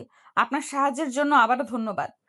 মেসেজটা পড়ে জিসানের ঠোঁটের কোণে হাসি ফুটে উঠল। সে দ্রুত রিপ্লাই লিখল। ঘুমের স্টক প্রায় শেষ করে ফেলেছি ম্যাডাম, আপনি চিন্তা করবেন না, আমি ভালো আছি। আঙ্কেলের খবর শুনে খুব ভালো লাগলো। আপনারও বিশ্রাম দরকার। Take care. এই মেসেজ চালাচালির পর দুজনের মনে হলো আজ অফিসে না গিয়ে ঠিকই করেছে। কিন্তু পরের দিন সকালে অফিসে ঢোকার পর পরিবেশটা কেমন যেন অদ্ভুত লাগলো। তানিয়া আর জিসান প্রায় একই সময়ে অফিসে পৌঁছালো। লিফটের সামনে দুজনে দেখা হতেই এক অস্বস্তিকর নীরবতা নেমে এলো। জিসান প্রথমেই নীরবতা ভাঙল। Good morning madam. Good morning. আজ সকালে হাসপাতাল থেকে কল এসেছিল, তিনি এখন পুরোপুরি বিশ্রামে আছেন। আলহামদুলিল্লাহ, এটা তো খুবই ভালো খবর ম্যাডাম, শুনে খুব খুশি হলাম। লিফট এসে পড়ে তারা আর কথা বাড়ালো না, কিন্তু ফ্লোরে নামার পর থেকে জিসান লক্ষ্য করলো অফিসের সবাই তাদের দিকে আর চোখে তাকাচ্ছে আর ফিসফিস করছে। কবিতাকে দেখি দৌড়ে এলো। ভাই কি হয়েছে আপনাদের দুজনের? আপনারা দুজনেই কালকে একসাথে গায়েব ছিলেন, আজও প্রায় একসাথে অফিস ঢুকলেন। ম্যাডামের চোখ মুখও কেমন ফোলা ফোলা। সবাই তো বলা বলি করছে আপনাদের মধ্যে কিছু একটা চলছে। জিসান কপালে হাত দিয়ে বলল, মানুষের কল্পনা শক্তি যে কোথায় গিয়ে ঠেকতে পারে তার কোনো সীমা নেই। আরে, ম্যাডামের বাবা অসুস্থ ছিলেন, তাই আমি শুধু তাকে একটু সাহায্য করেছি। ও, এই ব্যাপার। আমি তো শুনেছিলাম আপনারা নাকি পালিয়ে বিয়ে করতে গেছিলেন। চুপ করো ফাজিল। জিসান কবিরের মাথায় একটা চাটি মেরে নিজের ডেস্কে গিয়ে বসলো, কিন্তু সে বুঝতে পারছিল অফিসের এই গুঞ্জন সহজে থামা নয়। বিকেলে কাজের চাপে জিসানের মাথা ধরে গেল। সে অফিসের পেন্ট্রিতে গেল এক কাপ কড়া কফি বানানোর জন্য। কফির পাউডার আর চিনি নিয়ে এসে মগ রাখার তাকের দিকে হাত বাড়াতে দেখল তার ব্যক্তিগত মগটা, যেটা সে বাসা থেকে এনেছিল, সেটা পরিষ্কার করেনি। গতকালের কফির দাগ লেগে আছে। ধুর, ক্লিনার ছেলেটা আমার মগটা ধুয়েও রাখেনি। এখন আমি কিসে কফি খাবো? সে এদিক ওদিক তাকাতে গিয়ে হঠাৎ দেখল কাউন্টারের এক কোণায় ধুয়ে পরিষ্কার করে রাখা একটা সাদা পোর্সোলিনের মগ রাখা আছে। মগটার ডিজাইন খুব সিম্পল কিন্তু এলিগ্যান্ট। জিসান এক মুহূর্তে চিনে ফেল এটা তানিয়ার মগ। সে প্রায় এই মগে ব্ল্যাক কফি খায়। এক মুহূর্তের জন্য সে ইতস্তত করল, বসের মগ ব্যবহার করাটা ঠিক হবে কিনা তা নিয়ে এসে দ্বিধায় পড়ে গেল। জিসান বিড়বিড় করে বলল, না, কি আর হবে, উনি তো আর জানতে পারছেন না। আর তাছাড়া আমার এখন ক্যাফেইনের প্রয়োজন, নীতিশাস্ত্রের নয়। এই ভেবে সে তানিয়ার মগে নিজের জন্য কফি ঢালল। গরম মগটা হাতে নিয়ে সে যখন প্যান্ট্রি থেকে বের হতে যাবে, ঠিক তখনই দরজায় তানিয়ার সাথে তার ধাক্কা লাগার উপক্রম হলো। তানিয়াও কফি নিতেই এসেছিল। তার অবস্থাটাও জিসানের মতোই খুব একটা ভালো নয়। চোখের নিচে কালি জমেছে, চেহারায় ক্লান্তির ছাপ, তবে সে খুব পরিপাটি করে তৈরি হয়ে এসেছে, যাতে কেউ তার ভেতরের অবস্থাটা বুঝতে না পারে। জিসানের হাতে নিজের মগটা দেখে তানিয়া এক মুহূর্তের জন্য থমকে গেল। তার ভুরু সামান্য কুঁচকে গেল। জিসানের বুকের ভেতরটা ধড়াস করে উঠল। সে ধরা পড়ে যাওয়ার ভয়ে শুকনো মুখে বলল, ম্যাডাম, শুভ বিকেল। আমি আসলে আমার মগটা খুঁজে পাচ্ছিলাম না, তাই। তানিয়া তার কথা শেষ করতে দিল না। সে জিসানের ক্লান্ত মুখের দিকে এবং তার হাতে ধরা কফির দিকে শান্ত দৃষ্টিতে তাকালো। তার মুখে কোনো বিরক্তি নেই, কোনো রাগ নেই। সে শুধু শান্ত গলায় জিজ্ঞেস করলো, সমস্যা নেই। এই বলে সে কফি মেশিনের দিকে এগিয়ে গেল, যেন জিসানের তার মগ ব্যবহার করাটা কোনো বড় ঘটনাই নয়। সে একটা ডিসপোজেবল কাপ হাতে নিতেই জিসান দ্রুত বলে উঠল, ম্যাডাম প্লিজ, আপনি এটাতেই নিন। আমি তো মাত্র এক চুমুক দিয়েছি, আপনি বরং এটা শেষ করুন। আমার চেয়ে আপনারই এখন এটা বেশি দরকার। তানিয়া জিসানের বাড়িয়ে দেওয়া মগের দিকে তাকালো। যে বস তার ব্যক্তিগত জিনিসের অন্য কারো ছোঁয়া পর্যন্ত সহ্য করতে পারত না, সে আজ কোনো দ্বিধা করল না। পুরোটা লাগবে না, আমরা শেয়ার করতে পারি। এই বলে সে জিসানের হাত থেকে মগটা নিল এবং ছোট্ট একটা চুমুক দিল। তারপর সে আবার মগটা জিসানের দিকে ফিরিয়ে দিয়ে বলল, এবার আপনার পালা। সে কাপা কাপা হাতে মগটা নিল। যে জায়গায় তানিয়ার ঠোঁট লেগেছিল ঠিক সে জায়গাতে নিজের ঠোঁট ছুঁয়ে সে কফিতে এক চুমুক দিল। কফির উষ্ণতার চেয়েও তানিয়ার ঠোঁটের স্পর্শের উষ্ণ অনুভূতিটা যেন তার সারা শরীরে বিদ্যুৎ বইয়ে দিল। একই মগ থেকে কফি শেয়ার করতে লাগলো তারা। এই ছোট্ট কাজটা, এই সাধারণ মুহূর্তটা তাদের দুজনের মধ্যে থাকা শেষ অদৃশ্য দেওয়ালটাকেও যেন ভেঙে চুরমার করে দিল। এখন আর কোনো বস নেই, কোনো কর্মচারী নেই, আছে শুধু দুজন ক্লান্ত মানুষ, যারা একে অপরের কঠিন সময়ের পাশে ছিল এবং একে অপরের শক্তি হওয়ার চেষ্টা করেছে। কয়েক চুমুক কফি শেষ করার পর তানিয়া নিজেকে কিছুটা সামলে নিল। সে মগটা কাউন্টারে রেখে পেশাগত গলায় ফিরে যাওয়ার চেষ্টা করে বলল, আপনি ফিনিক্স গ্রুপের ফাইলটা নিয়ে কেবিনে আসুন, আমাদের হাতে বেশি সময় নেই। অবশ্যই ম্যাডাম, আমি 5 মিনিটের মধ্যেই সব ফাইল নিয়ে আপনার কেবিনে আসছি। তানিয়া আর কিছু না বলে প্যান্ট্রি থেকে বেরিয়ে গেল। কিন্তু তার চলে যাওয়ার পরও জিসান কিছুক্ষণ সেখানেই দাঁড়িয়ে রইল। তার হাতে তখনও কফির উষ্ণতা আর ঠোঁটে লেগে আছে একই মগের স্বাদ। সেই মগটার দিকে তাকিয়ে মুচকি হাসল, যে মগটা কিছুক্ষণ আগেও ছিল শুধু তার বসের ব্যক্তিগত সম্পত্তি, সেটা এখন তাদের দুজনের একটি শেয়ার্ড মেমোরি হয়ে গেল। জিসান বুঝতে পারল তাদের দুজনের অজান্তে তাদের গল্পটা এক নতুন দিকে মোড় নিচ্ছে। এই গল্পে এখন আর শুধু বুদ্ধির যুদ্ধ নেই, আছে বিশ্বাস, নির্ভরতা আর এক কাপ কফিতে ভাগ করে নেওয়া নীরব অনুভূতি। দেখেছিস আশফাক, জিসান ছেলেটা কিভাবে তরতর করে উপরে উঠে যাচ্ছে। আগে তো ম্যাডাম আমাদের ছাড়া কোনো মিটিং এর কথাই ভাবতেন না, আর এখন ফিনিক্স গ্রুপের এত বড় ডিলটার দায়িত্ব ওই ছোকরার কাঁধে। আমাদের কি এখানে ঘাস কাটার জন্য রাখা হয়েছে? অফিসের স্মোকিং জোনে দাঁড়িয়ে সিগারেটের লম্বা টান দিয়ে কথাগুলো বলল রাশেদ। তার গলার স্বরে স্পষ্ট ঈর্ষা। আশফাক, আরেকজন সিনিয়র ম্যানেজার, ধোয়া ছেড়ে সায় দিল। ঠিক বলেছিস, ছেলেটার কপাল বটে। মিস্টার হ্যারিসনের ডিলটা জিতিয়ে দেওয়ার পর থেকেই তো ম্যাডাম ওর উপর পুরোপুরি ফিদা। সেদিন শুনলাম ম্যাডামের বাবা অসুস্থ হওয়ার সারা রাত নাকি হসপিটালেও ছিল ওরা। ব্যাপারটাকে আমার মোটেও স্বাভাবিক মনে হচ্ছে না রাশেদ। স্বাভাবিক? এই ইন্ডাস্ট্রিতে কোনো কিছু স্বাভাবিক নয় আশফাক, সবকিছুই একটা খেলা। আর জিসান খুব ভালো খেলোয়াড়, সে জানে কাকে কিভাবে পটাতে হয়, কিন্তু ও মনে হয় যায় না এই খেলায় পুরোনো খেলোয়াড়দের হারানো অতটা সহজ নয়। কি করতে চাস তুই? ম্যাডামের সাপোর্ট এখন পুরোপুরি ওর পেছনে।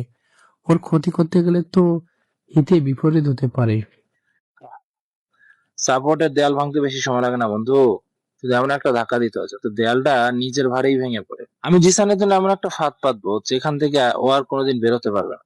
ম্যাডামের সবচেয়ে বিশ্বস্ত মানুষটা যে কোম্পানির সবচেয়ে বড় বিশ্বাসঘাতক, এটা যখন প্রমাণ হবে তখন ম্যাডামের চেহারাটা দেখার মতো হবে। কয়েকদিন পর জিসান তার কিউবিকলে বসে ফিনিক্স গ্রুপ এর ডিলের জন্য একটা প্রেজেন্টেশন তৈরি করছিল। তানিয়া তাকে এই প্রজেক্টের সমস্ত দায়িত্ব দিয়ে পূর্ণ স্বাধীনতা দিয়েছে। হঠাৎ করে রাশিদ তার কিউবিকলে এসে কাঁধে হাত রাখলো। তার মুখে অস্বাভাবিক রকমের বন্ধুত্বপূর্ণ হাসি। কি খবর জিসান? শুনলাম ফিনিক্স গ্রুপের ডিলটা তুমি একাই সামলাচ্ছ। গ্রেট জব ম্যান, তোমার মতো ট্যালেন্টেড ছিল আমাদের কোম্পানিতে খুব দরকার। জিসান এই অপ্রত্যাশিত প্রশংসায় কিছুটা অবাক হলো। রাশিদ সাধারণত তাকে এড়িয়েই চলে। ধন্যবাদ রাশেদ ভাই, আমি আমার শেয়ারটা দেওয়ার চেষ্টা করছি। সে তো আমি জানি। আচ্ছা শোনো, আমার কাছে আর্কাইভ রুমে কিছু পুরনো ফাইন্যান্সিয়াল ডেটা আছে যা এই ডিলে তোমার খুব কাজে আসতে পারে। ফাইলগুলো top secret, Rahman Chowdhury sir নিজে এগুলো তৈরি করেছে। তুমি যদি চাও আমি তোমাকে সাহায্য করতে পারি। সত্যি রাশেদ ভাই, তাহলে তো খুবই ভালো হয়। আমার কিছু পুরনো ডেটা আসলেই খুব দরকার ছিল। নো প্রবলেম ইয়াং ম্যান, বন্ধুত্বের খাতিরে এতটুকু করতেই পারি। চলো এখনই তোমাকে ফাইলগুলো দেখিয়ে দিচ্ছি। রাশিদ জিসানকে নিয়ে বিশাল ধুলোমাখা আর্কাইড রুমে ঢুকলো। সারি সারি ফাইলের তাকের মধ্যে থেকে সে একটা পুরনো লাল রঙের ফাইল বের করলো। রাশিদ ফাইলটা জিসানের হাতে দিয়ে বলল, এই নাও, এটার মধ্যে ফিনিক্স গ্রুপের সাথে আমাদের পুরনো কিছু ব্যবসার ফাইন্যান্সিয়াল স্টেটমেন্ট আছে, তবে খুব সাবধান। এটা কোম্পানি খুব কনফিডেন্সিয়াল ডকুমেন্ট। কাজ শেষে অন্য কাউকে না দিয়ে সরাসরি আমার কাছে ফেরত দিও। আমি জায়গা মতো রেখে দিব। লগ বুকে আমি এন্ট্রি করে রাখছি যে ফাইলটা তোমার কাছে আছে। অবশ্যই রাশেদ ভাই, আপনার এই উপকার আমি কোনোদিন ভুলব না। জিসান সরল বিশ্বাসে ফাইলটা নিয়ে তার ডেস্কে ফিরে এলো। সে জানতো না এই ফাইলটাই তার বিরুদ্ধে পাতা সবচেয়ে বড় ফাঁদ। কারণ এই ফাইলের ভেতরে কিছু গুরুত্বপূর্ণ পৃষ্ঠার ছবি রাশেদ আগেই তুলে রেখেছিল এবং সেগুলো ইমেলের মাধ্যমে প্রতিপক্ষ ফিনিক্স গ্রুপের এক কর্মচারীর কাছে বেনামে পাঠিয়ে দিয়েছিল। তার প্ল্যান ছিল যখন ডিলের তথ্য ফাঁস হওয়ার খবরটা জানাজানি হবে তখন আর্কাইভের লগবুক এবং সিসিটিভি ফুটেজ দেখিয়ে সে সহজে প্রমাণ করে দেবে যে এই ফাইলটা শেষবার জিসানি নিয়েছিল এবং সেই এই বিশ্বাসঘাতকতার জন্য দায়ী। যেমন পরিকল্পনা তেমনি কাজ হলো। 4 দিন পরেই বোর্ডরুমে তানিয়া চিৎকার করে উঠল, এটা অসম্ভব। ফিনিক্স গ্রুপ আমাদের সাথে ডিলটা বাতিল করে দিয়েছে। কিন্তু কেন? সবকিছু তো ফাইনাল হয়ে গিয়েছিল। বোর্ডরুমে পিনপতন নীরবতা। তানিয়া চিৎকারে ঘরে বাতাস পর্যন্ত কেঁপে উঠল। তার সামনে বসা কোম্পানির ডিরেক্টরদের মুখ থমথমে। ফিনিক্স গ্রুপের সিওর পাঠানো একটা ইমেল তখন প্রজেক্টরের বড় স্ক্রিনে ভাসছে। সেখানে স্পষ্ট লেখা, একজন ডিরেক্টর মিস্টার জামান উঠে দাঁড়িয়ে বলল, তানিয়া, ব্যাপারটা খুবই গুরুতর। আমাদের ডিলের ফাইনাল প্রসেসটা কোনোভাবে লিক হয়ে গেছে, আর সেটা আমাদের প্রতিপক্ষ কোম্পানির হাতে পৌঁছে গেছে। তারা আমাদের চেয়েও কম রেট কোট করে ডিলটা নিয়ে নিয়েছে। কিন্তু কিভাবে? এই ডিলের তথ্য তো মাত্র কয়েকজন জানতো। তানিয়ার মুখটা ফ্যাকাশে হয়ে গেল। ঠিক তখনই রাশিদ উঠে দাঁড়ালো। তার মুখে দুশ্চিন্তার ছাপ, কিন্তু চোখে ধূর্ততার হাসি। ম্যাডাম, আমি মনে হয় জানি তথ্যটা কিভাবে লিক হয়েছে। সবার দৃষ্টি রাশেদের দিকে ঘুরে গেল। তানিয়া জিজ্ঞেস করলো, কিভাবে? আর্কাইভ রুমের লগবুক অনুযায়ী ডিলের সাথে সম্পর্কিত টপ সিক্রেট লাল ফাইলটা গত 3 দিন ধরে মার্কেটিং ডিপার্টমেন্টের একজন জুনিয়র এক্সিকিউটিভ মিস্টার জিসান আহমেদের কাছে ছিল। এই কথাটা শোনার সাথে সাথে বোর্ডরুমে একটা গুঞ্জন শুরু হলো। সবার সন্দেহের তীর ঘুরে গেল জিসানের দিকে। জিসান যে ঘরের এক কোণে দাঁড়িয়েছিল, সে বজ্রহতের মতো স্তব্ধ হয়ে গেল। জিসান কাঁপা কাঁপা গলায় বলল, কি বলছেন এসব রাশেদ ভাই? হ্যাঁ, আমি ফাইলটা নিয়েছিলাম, কিন্তু আমি তো শুধু ডেটা অ্যানালাইসিসের জন্য। তাহলে এই ছবিগুলো কি বলছে জিসান? রাশেদ তার ফোনটা বের করে কয়েকটা ছবি দেখালো। ছবিগুলোতে দেখা যাচ্ছে জিসান আর্কাইভ রুম থেকে সেই লাল ফাইলটা হাতে নিয়ে বের হচ্ছে। এই ছবিগুলো আমাকে একজন সিকিউরিটি গার্ড দিয়েছে। সে দেখেছে তুমি ফাইলটা নিয়ে তোমার ডেস্কে না গিয়ে সোজা অফিসের বাইরে চলে যাচ্ছিলে। এটা ডাহা মিথ্যা কথা। আমি ফাইল নিয়ে সোজা আমার ডেস্কে গিয়েছিলাম। মিস্টার জামান কঠোর গলায় বলেন, যথেষ্ট হয়েছে, সবকিছুই পানির মতো পরিষ্কার। একটা নতুন ছেলে যে অল্প দিনেই সবার চোখে পড়ার জন্য যা খুশি তাই করতে পারে, টাকার লোভে সে এই কাজটা করতেই পারে। তানিয়া, আমি মনে করি এই ছেলের বিরুদ্ধে এখনই পুলিশ অভিযোগ করা উচিত। জিসানের পায়ের নিচের মাটি সরে যাচ্ছিল। সে অসহায়ভাবে তানিয়ার দিকে তাকালো। তার বিশ্বাসই হচ্ছিল না যে মানুষগুলো কিছুদিন আগেও তার প্রশংসায় পঞ্চমুখ ছিল, তারা আজ তাকে এত সহজে বিশ্বাসঘাতক ভেবে নিচ্ছে। সবার সব কথা শোনার পর তানিয়া এতক্ষণ চুপ করেছিল। তার মুখ দেখে কিছুই বোঝার উপায় ছিল না। সে ধীরে ধীরে উঠে দাঁড়ালো। পুরো রুমের দৃষ্টি তখন তার উপর। আপনাদের সবার কথা শেষ হয়েছে? বেশ, এবার আমার কথা শুনুন। রাশেদ, আপনি বললেন জিসান ফাইলটা নিয়ে অফিসের বাইরে চলে গিয়েছিল, তাই তো? আর আপনার কাছে প্রমাণ হিসাবে আছে একজন সিকিউরিটি গার্ডের মুখের কথা আর কয়েকটা ছবি, যেখানে তাকে ফাইল হাতে দেখা যাচ্ছে। জি ম্যাডাম। তানিয়া তার ডেস্কের দিকে এগিয়ে গেল, হাতে একটা ট্যাব নিল। তাহলে আমার কাছে যে প্রমাণটা আছে সেটা হয়তো আপনার দেখা উচিত, তাই না? সে ট্যাবের স্ক্রিনটা প্রজেক্টরে কানেক্ট করলো।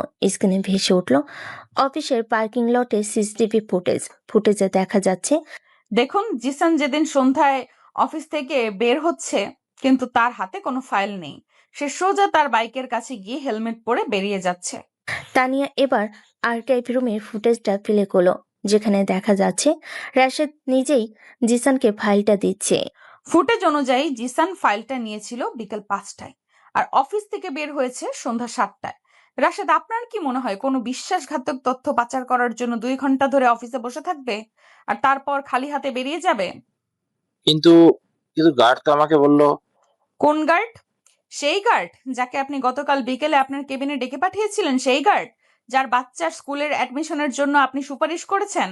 এই কথায় রাশেদের কপালে বিন্দু বিন্দু ঘাম জমতে শুরু করলো। সে বুঝতে পারছিল তার খেলাটা ধরে ফেলেছে তানিয়া। তানিয়া এবার ডিরেক্টরদের দিকে ফিরে বলল, আমি মানছি আমাদের তথ্য লিক হয়েছে, কিন্তু তার জন্য জিসান দায়ী নয়। কারণ আমি ওকে বিশ্বাস করি। আমি গত কয়েক মাসে জিসানকে খুব কাছ থেকে দেখেছি। যে ছেলে কোম্পানির সম্মান বাঁচানোর জন্য নিজের জীবনের ঝুঁকি নিতে পারে, সে টাকার লোভে কোম্পানির সাথে বিশ্বাসঘাতকতা করতে পারে না। আমি আমার টিমের সদস্যকে বিশ্বাস করি, আর আমি আপনাদের কথা দিচ্ছি, আমি আসল অপরাধীকে খুঁজে বের করবই, কিন্তু কোনো নির্দোষ মানুষকে আমি বলির পাঠা হতে দেব না। এই প্রথম তানিয়া জনসম্মুখে এত দৃঢ়ভাবে জিসানের পক্ষ নিল। তার এই আস্থা, তার এই বিশ্বাস জিসানের চোখে জল এনে দিল। তার মনে হলো সারা দুনিয়া তার বিরুদ্ধে গেলেও এই একজন মানুষ তার পাশে থাকবে। বোর্ডরুমের পরিবেশ মুহূর্তেই বদলে গেল।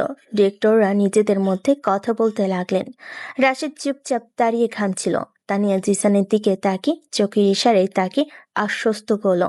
জিসান বুঝতে পারল সে শুধু তার চাকরি ফিরে পায়নি, সে এমন একজনের বিশ্বাস অর্জন করেছে যা হাজারটা ডিলের চেয়েও অনেক বেশি মূল্যবান। কিছুক্ষণ পর, তানিয়া মা, কেমন আছিস? আর তোর বাবা কেমন আছেন এখন? আঙ্কেল, আপনি? হ্যাঁ, হুট করে না বলে এসে কি অপরাধ করে ফেললাম? না আঙ্কেল, এসেছেন, খুব ভালো করেছেন, বসুন। ইনি হলেন চৌধুরী গ্রুপের পুরনো এবং সবচেয়ে সম্মানিত ক্লায়েন্ট মজিদ চৌধুরী। অফিসে ঢুকেই তানিয়াকে জড়িয়ে ধরে কথাটা বলেন। ষাটোর্ধ্ব এই মানুষটি তানিয়ার বাবা রহমান চৌধুরী খুব কাছের বন্ধু। তানিয়া মিষ্টি হেসে বলল, আমি ভালো আছি আঙ্কেল। বাবাও এখন আগের চেয়ে অনেক ভালো। আপনি বসুন, আপনার সাথে বিজনেসের পাশাপাশি অনেক ব্যক্তিগত কথাও আছে। মজিদ চৌধুরী সোফাতে বসতে বসতে বলেন, আরে বিজনেস তো পরে, আগে বল তোর বিয়ের কি খবর? তোর বাবা তো দিনরাত শুধু এই নিয়েই চিন্তা করে। আঙ্কেল প্লিজ, এখন এত কাজের চাপ। ঠিক তখনই জিসান একটা ফাইল হাতে নিয়ে কেবিনে ঢুকলো। ম্যাডাম, ফিনিক্স গ্রুপের ফাইনাল রিপোর্টটা।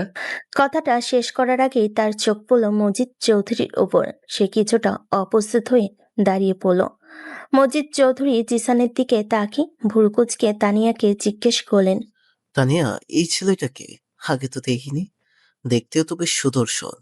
তানিয়া কিছু বলার আগেই জিসান নিচ থেকে বলল, আসসালামু আলাইকুম স্যার, আমি জিসান আহমেদ, এখানকার মার্কেটিং ডিপার্টমেন্টে কাজ করি। মজিদ চৌধুরী জিসানের আত্মবিশ্বাসী ভঙ্গি দেখে বেশ মুগ্ধ হলেন। তিনি হঠাৎ করে হো হো করে হেসে উঠলেন।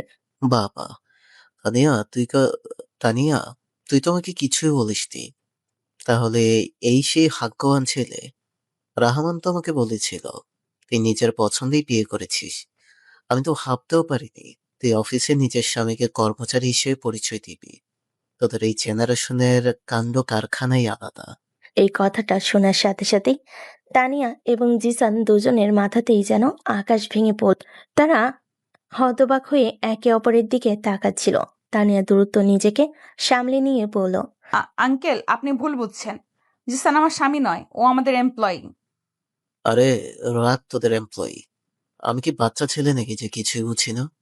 তোদের দুজনের চোখের দিকে তাকালেই বোঝা যায় তোদের মধ্যে কি চলছে। রহমান আমাকে সব বলেছে। তানিয়া বুঝতে পারল তার বাবা হয়তো বন্ধুর কাছে তার বিয়ে নিয়ে দুশ্চিন্তার কথা বলতে গিয়ে এমন কিছু বলেছেন যা মজিদ আঙ্কেল ভুল বুঝছেন। আর এখন সত্যিটা বলে তিনি হয়তো অপমানিত বোধ করবেন এবং তাতে ব্যবসার ক্ষতি হতে পারে, কারণ মজিদ চৌধুরী পারিবারিক মূল্যবোধকে খুব বেশি গুরুত্ব দেন। তানিয়া সহজভাবে জিসানের দিকে তাকালো। জিসান চোখের ইশারায় তাকে শান্ত থাকতে বলল। সে বুঝতে পারছিল এমন পরিস্থিতি সামাল দেওয়াটা খুব জরুরি। জিসান এগিয়ে এসে মজিদ চৌধুরীর পাশে বসে বলল, আসলে আঙ্কেল, আমরা চেয়েছিলাম আপনাকে সারপ্রাইজ দেব, কিন্তু আপনি তো আমাদের চেয়েও এক ধাপে গিয়ে। তানিয়া আসলে একটু লাজুক তো, তাই অফিসের সবার সামনে আমাদের সম্পর্কটা নিয়ে কথা বলতে চায় না। মজিদ চৌধুরী জিসানের পিঠ চাপড়ে দিয়ে বলেন, এই তো, জামাই তো আমার বেশ চটপটে। আমি জানতাম আমার তানিয়ার পছন্দ খারাপ হতে পারে না। যাক, আজ রাতে আমার বাসায় তোদের দুজনের ডিনারের দাওয়াত। কোনো কিন্তু আমি শুনবো না। এই বলে তিনি তানিয়ার দিকে ফিরে বললেন, আর হ্যাঁ, জামাইকে নিয়ে সময় মতো চলে আসবি। তোদের নতুন সংসার কেমন চলছে সেই গল্পও তো শুনতে হবে। মজিদ চৌধুরী চলে যাওয়ার পর কেবিনে পিনপতন নীরবতা নেমে এলো। তানিয়া মাথায় হাত দিয়ে চেয়ারে বসে পড়ল।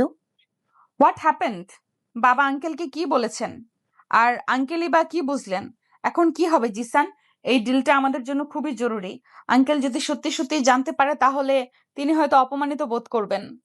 জিসান কিছুক্ষণ ভাবলো, তারপর একটা দীর্ঘশ্বাস ফেলে বলল, আমার মনে হয় আমাদের হাতে আর কোনো উপায় নেই ম্যাডাম। আজকে রাতের জন্য আমাদের এই অভিনয়টা চালিয়ে যেতে হবে। অসম্ভব!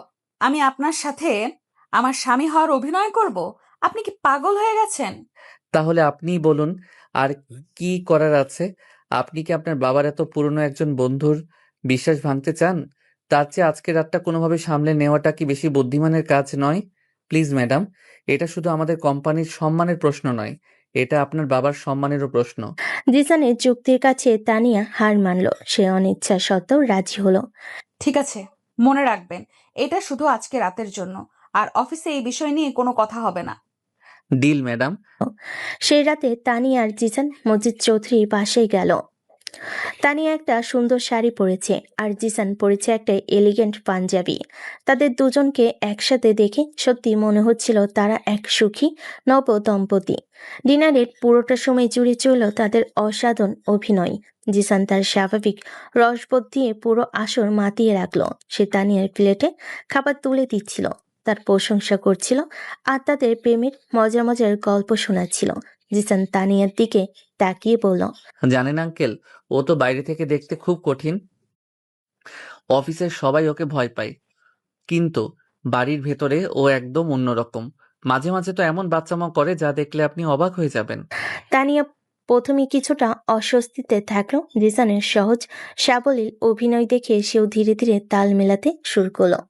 সেও জিসানের দিকে তাকিয়ে হাসছিল, তার কথাই সায় দিচ্ছিল। তানিয়া জিসানের দিকে তাকিয়ে বলল, আর ও কম যায় না। আঙ্কেল সারাক্ষণ আমাকে হাসানোর জন্য এমন কাণ্ড করে। ওর জন্যই আমার এত কাজের চাপ ও হালকা মনে হয়। অভিনয়ের সময় তাদের খুনসুটি, একে অপরের প্রতি নকল যত্ন, এই সব কিছুই কেমন যেন সত্যি সত্যি মনে হতে লাগলো। এক মুহূর্তের জন্য তানিয়ার মনে হলো, ইস, যদি এই সবকিছু সত্যি হতো, যদি জিসান সত্যিই আমার জীবনের অংশ হতো, তাহলে হয়তো জীবনটা অনেক সহজ হয়ে যেত। ডিনার শেষে মজিদ চৌধুরী বাসা থেকে ফেরার পথে গাড়িতে এক অদ্ভুত ভারী নীরবতা বিরাজ করছিল। ড্রাইভার গাড়ি চালাচ্ছে আর পেছনে জিসান আর তানিয়া বসে আছে দুই প্রান্তে। জানালার বাইরে তাকিয়ে দুজনের মধ্যেই তখন চলছে তোলপাড়। নীরবতাটা অসহনীয় হয়ে উঠলে তানিয়া নিজেই প্রথম কথা বলল। তার কণ্ঠস্বর ছিল খুবই শান্তপ্রায়, ফিসফিসের মতো। অভিনয়টা কিন্তু খারাপ করেননি আপনি। আপনাকে সঙ্গ দেওয়ার চেষ্টা করছিলাম ম্যাডাম। আপনিও তো কম যান না। আপনার মুখের বাচ্চামো করার গল্পটা শুনে তো আমি নিজেই প্রায় বিশ্বাস করে ফেলেছিলাম। তার কথায় হালকা ব্যঙ্গের সুর থাকলেও তার পেছনে যে একটা অন্য অনুভূতি লুকিয়ে আছে তা তানিয়া বুঝতে পারছিল। গাড়িটা তখন হাতির ঝিলের নিস্তব্ধ রাস্তা দিয়ে চলছে। বাইরে নিয়ন আলো এসে গাড়ির ভেতর এক মায়াবী পরিবেশ তৈরি করেছে। তানিয়া একটা দীর্ঘশ্বাস ফেলে বলল, আজকে রাতের জন্য ধন্যবাদ। আপনি না থাকলে আমি হয়তো পরিস্থিতিটা সামলাতেই পারতাম না। এটা তো আমার দায়িত্ব ছিল। আপনার সম্মান মানে তো কোম্পানিরই সম্মান, তাই না? তানিয়া সরাসরি জিসানের চোখের দিকে তাকালো।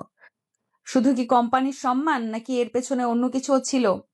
জিসান এই সরাসরি প্রশ্নে কিছুটা অপ্রস্তুত হয়ে গেল। সে কি বলবে ঠিক বুঝে উঠতে পারছিল না। সে চুপ করে রইল। তানিয়া তার চোখের দিকে তাকিয়ে থেকে আবার বলল, আপনার বলা প্রত্যেকটা কথা, আপনার প্রত্যেকটা আচরণ, সবকিছু কি শুধু অভিনয় ছিল জিসান, নাকি এর মধ্যে কিছুটা সত্যিও মিশেছিল? জিসান এবার একটা ঢোক গিল। সে বুঝতে পারছিল আজ আর সত্যিটাকে লুকিয়ে রাখার কোনো মানে হয় না।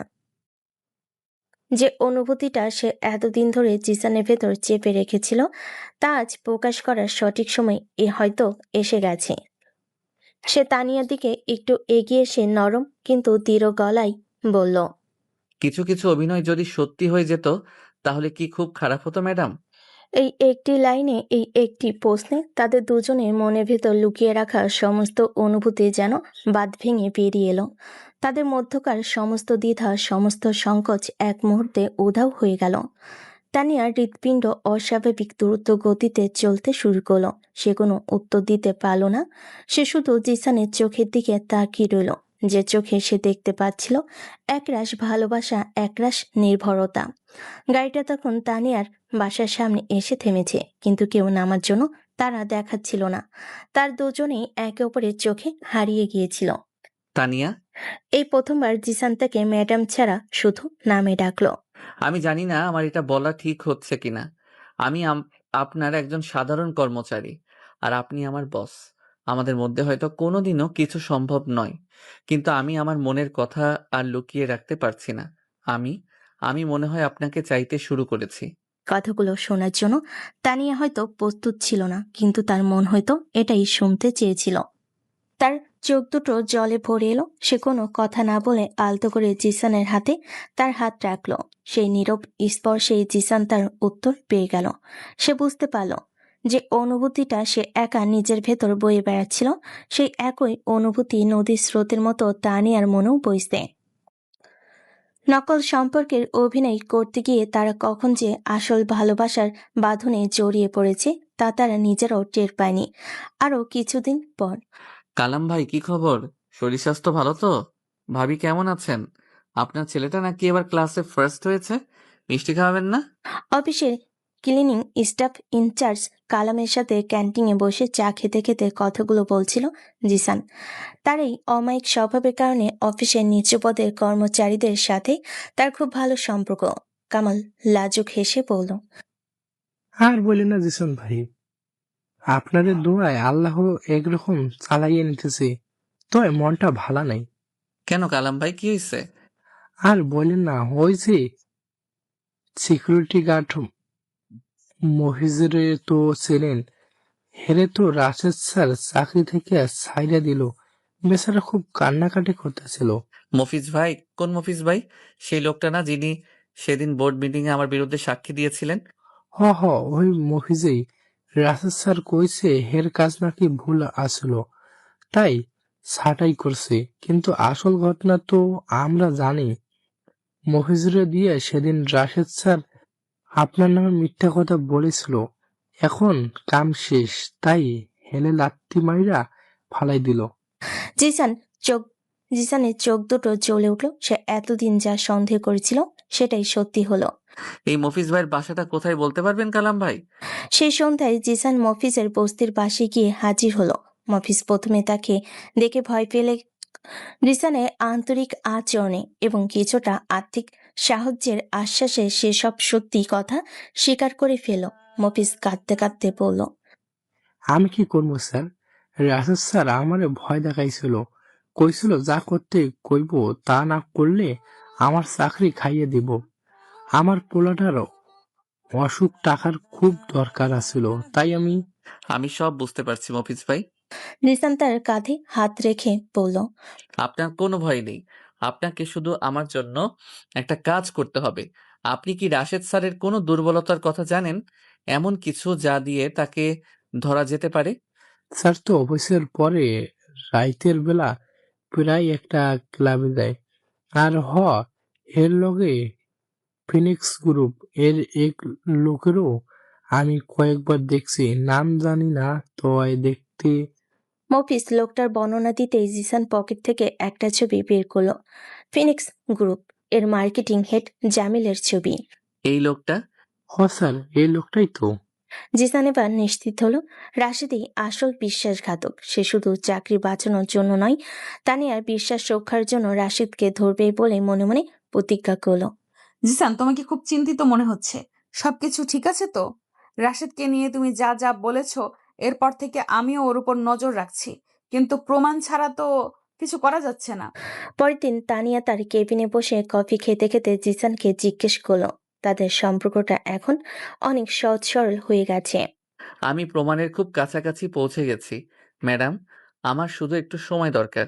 কিন্তু আমার ভয় হচ্ছে, রাশেদ হয়তো বুঝতে পেরেছে যে আমরা তাকে সন্দেহ করছি। সে হয়তো মরিয়া হয়ে নতুন কোনো চাল চালতে পারে। জিসানের আশঙ্কায় সত্যি হলো। রাশেদ বুঝতে পারছিল তার চারপাশে জাল গুটিয়ে আসছে।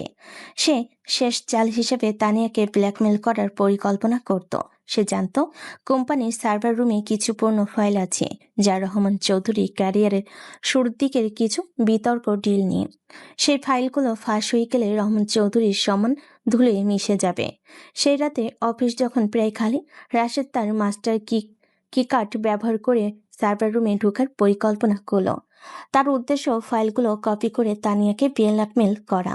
যদি তানিয়া তাকে কোম্পানি থেকে মোটা অঙ্কের টাকা দিয়ে সরে যাওয়ার ব্যবস্থা না করে, তাহলে সে ফাইলগুলো মিডিয়ায় ফাঁস করে দেবে। লিসান ফোনে কামালকে জিজ্ঞেস করলো, কালাম ভাই, আপনি নিশ্চিত তো রাশেদ স্যার আজ রাতে অফিসে দেরি পর্যন্ত থাকবেন বলেছেন?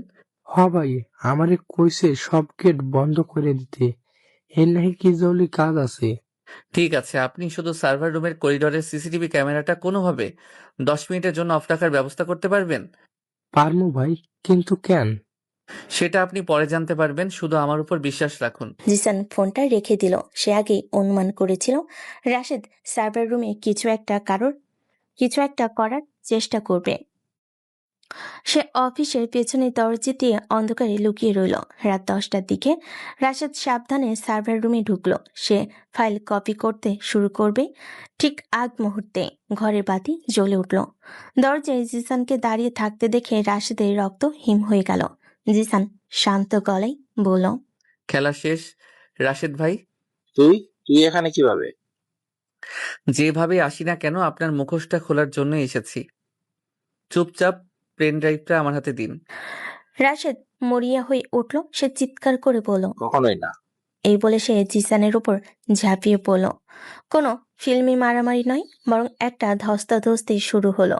রাশেদ গায়ের জোরে জিসানকে কাবু করার চেষ্টা করছিল, আর জিসান বুদ্ধি খাটিয়ে নিজেকে বাঁচাচ্ছিল। এক পর্যায়ে রাশেদ টেবিলের উপরে রাখা একটা পেপার তুলে জিসানের মাথায় মারতে গেল। জিসান সরে গেল, ভারী জিনিসটা তার বাহুতে এসে লাগলো। যন্ত্রণায় জিসান চিৎকার করে উঠল, কিন্তু সে রাশিদকে ছাড়ল না।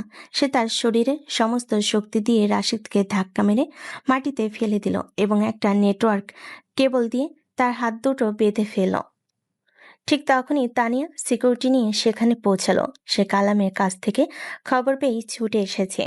রাশেদের এই অবস্থা আর জিসানের রক্তাক্ত বাহু দেখে সে শিউরে উঠল। জিসান, তোমার হাত। আমি ঠিক আছি। আগে এই বিশ্বাসঘাতকটাকে পুলিশের হাতে তুলে দেন। রাশেদকে সিকিউরিটি গার্ডরা নিয়ে চলে গেল। উফ, আস্তে লাগছে তো। তানিয়ার বিলাসবহুল ফ্ল্যাটের সোফায় বসে আছে জিসান। তানিয়া তুলো দিয়ে তার বাহুর ক্ষতটা পরিষ্কার করে দিচ্ছে। তার চোখ দুটো জলে টলমল করছে। তানিয়া প্রায় ধমকের সুরে বলল, চুপ করুন, একদম কথা বলবেন না। ডাক্তার কি বলেছেন শুনেছেন তো? আর একটু হলেই ফ্র্যাকচার হয়ে যেত। এত সাহস আপনি কোথায় পান? কেন গিয়েছিলেন একা একা ওর সাথে লড়তে? তাহলে কি করতাম? আপনার বাবার সম্মান নষ্ট হতে দিতাম? তাছাড়া আমি তো জানতাম আপনি আমার জন্য আসবেনই। এই কথাটা শোনার পর তানিয়া নিজেকে ধরে রাখতে পারল না। তার চোখ থেকে টপ টপ করে জল গড়িয়ে পড়ল জিসানের হাতের উপর। আমার জন্য তুমি নিজের জীবনকে এভাবে বিপদে ফেলতে পারো না জিসান। এই প্রথম তানিয়ার মুখ থেকে তুমি সম্বোধন বের হলো। তানিয়া কান্না জড়িত কণ্ঠে বলল, যদি তোমার বড় কিছু হয়ে যেত তাহলে আমি আমি কি করতাম? জিসান তার ভালো হাতটা দিয়ে আলতো করে তানিয়ার গাল থেকে চোখের জল মুছে দিল। সে নরম গলায় বলল, যার জন্য জীবনটা সুন্দর মনে হয়, যার জন্য বেঁচে থাকতে ইচ্ছে করে, তার জন্য বিপদে না পড়লে সেই জীবনের অর্থ কি ম্যাডাম?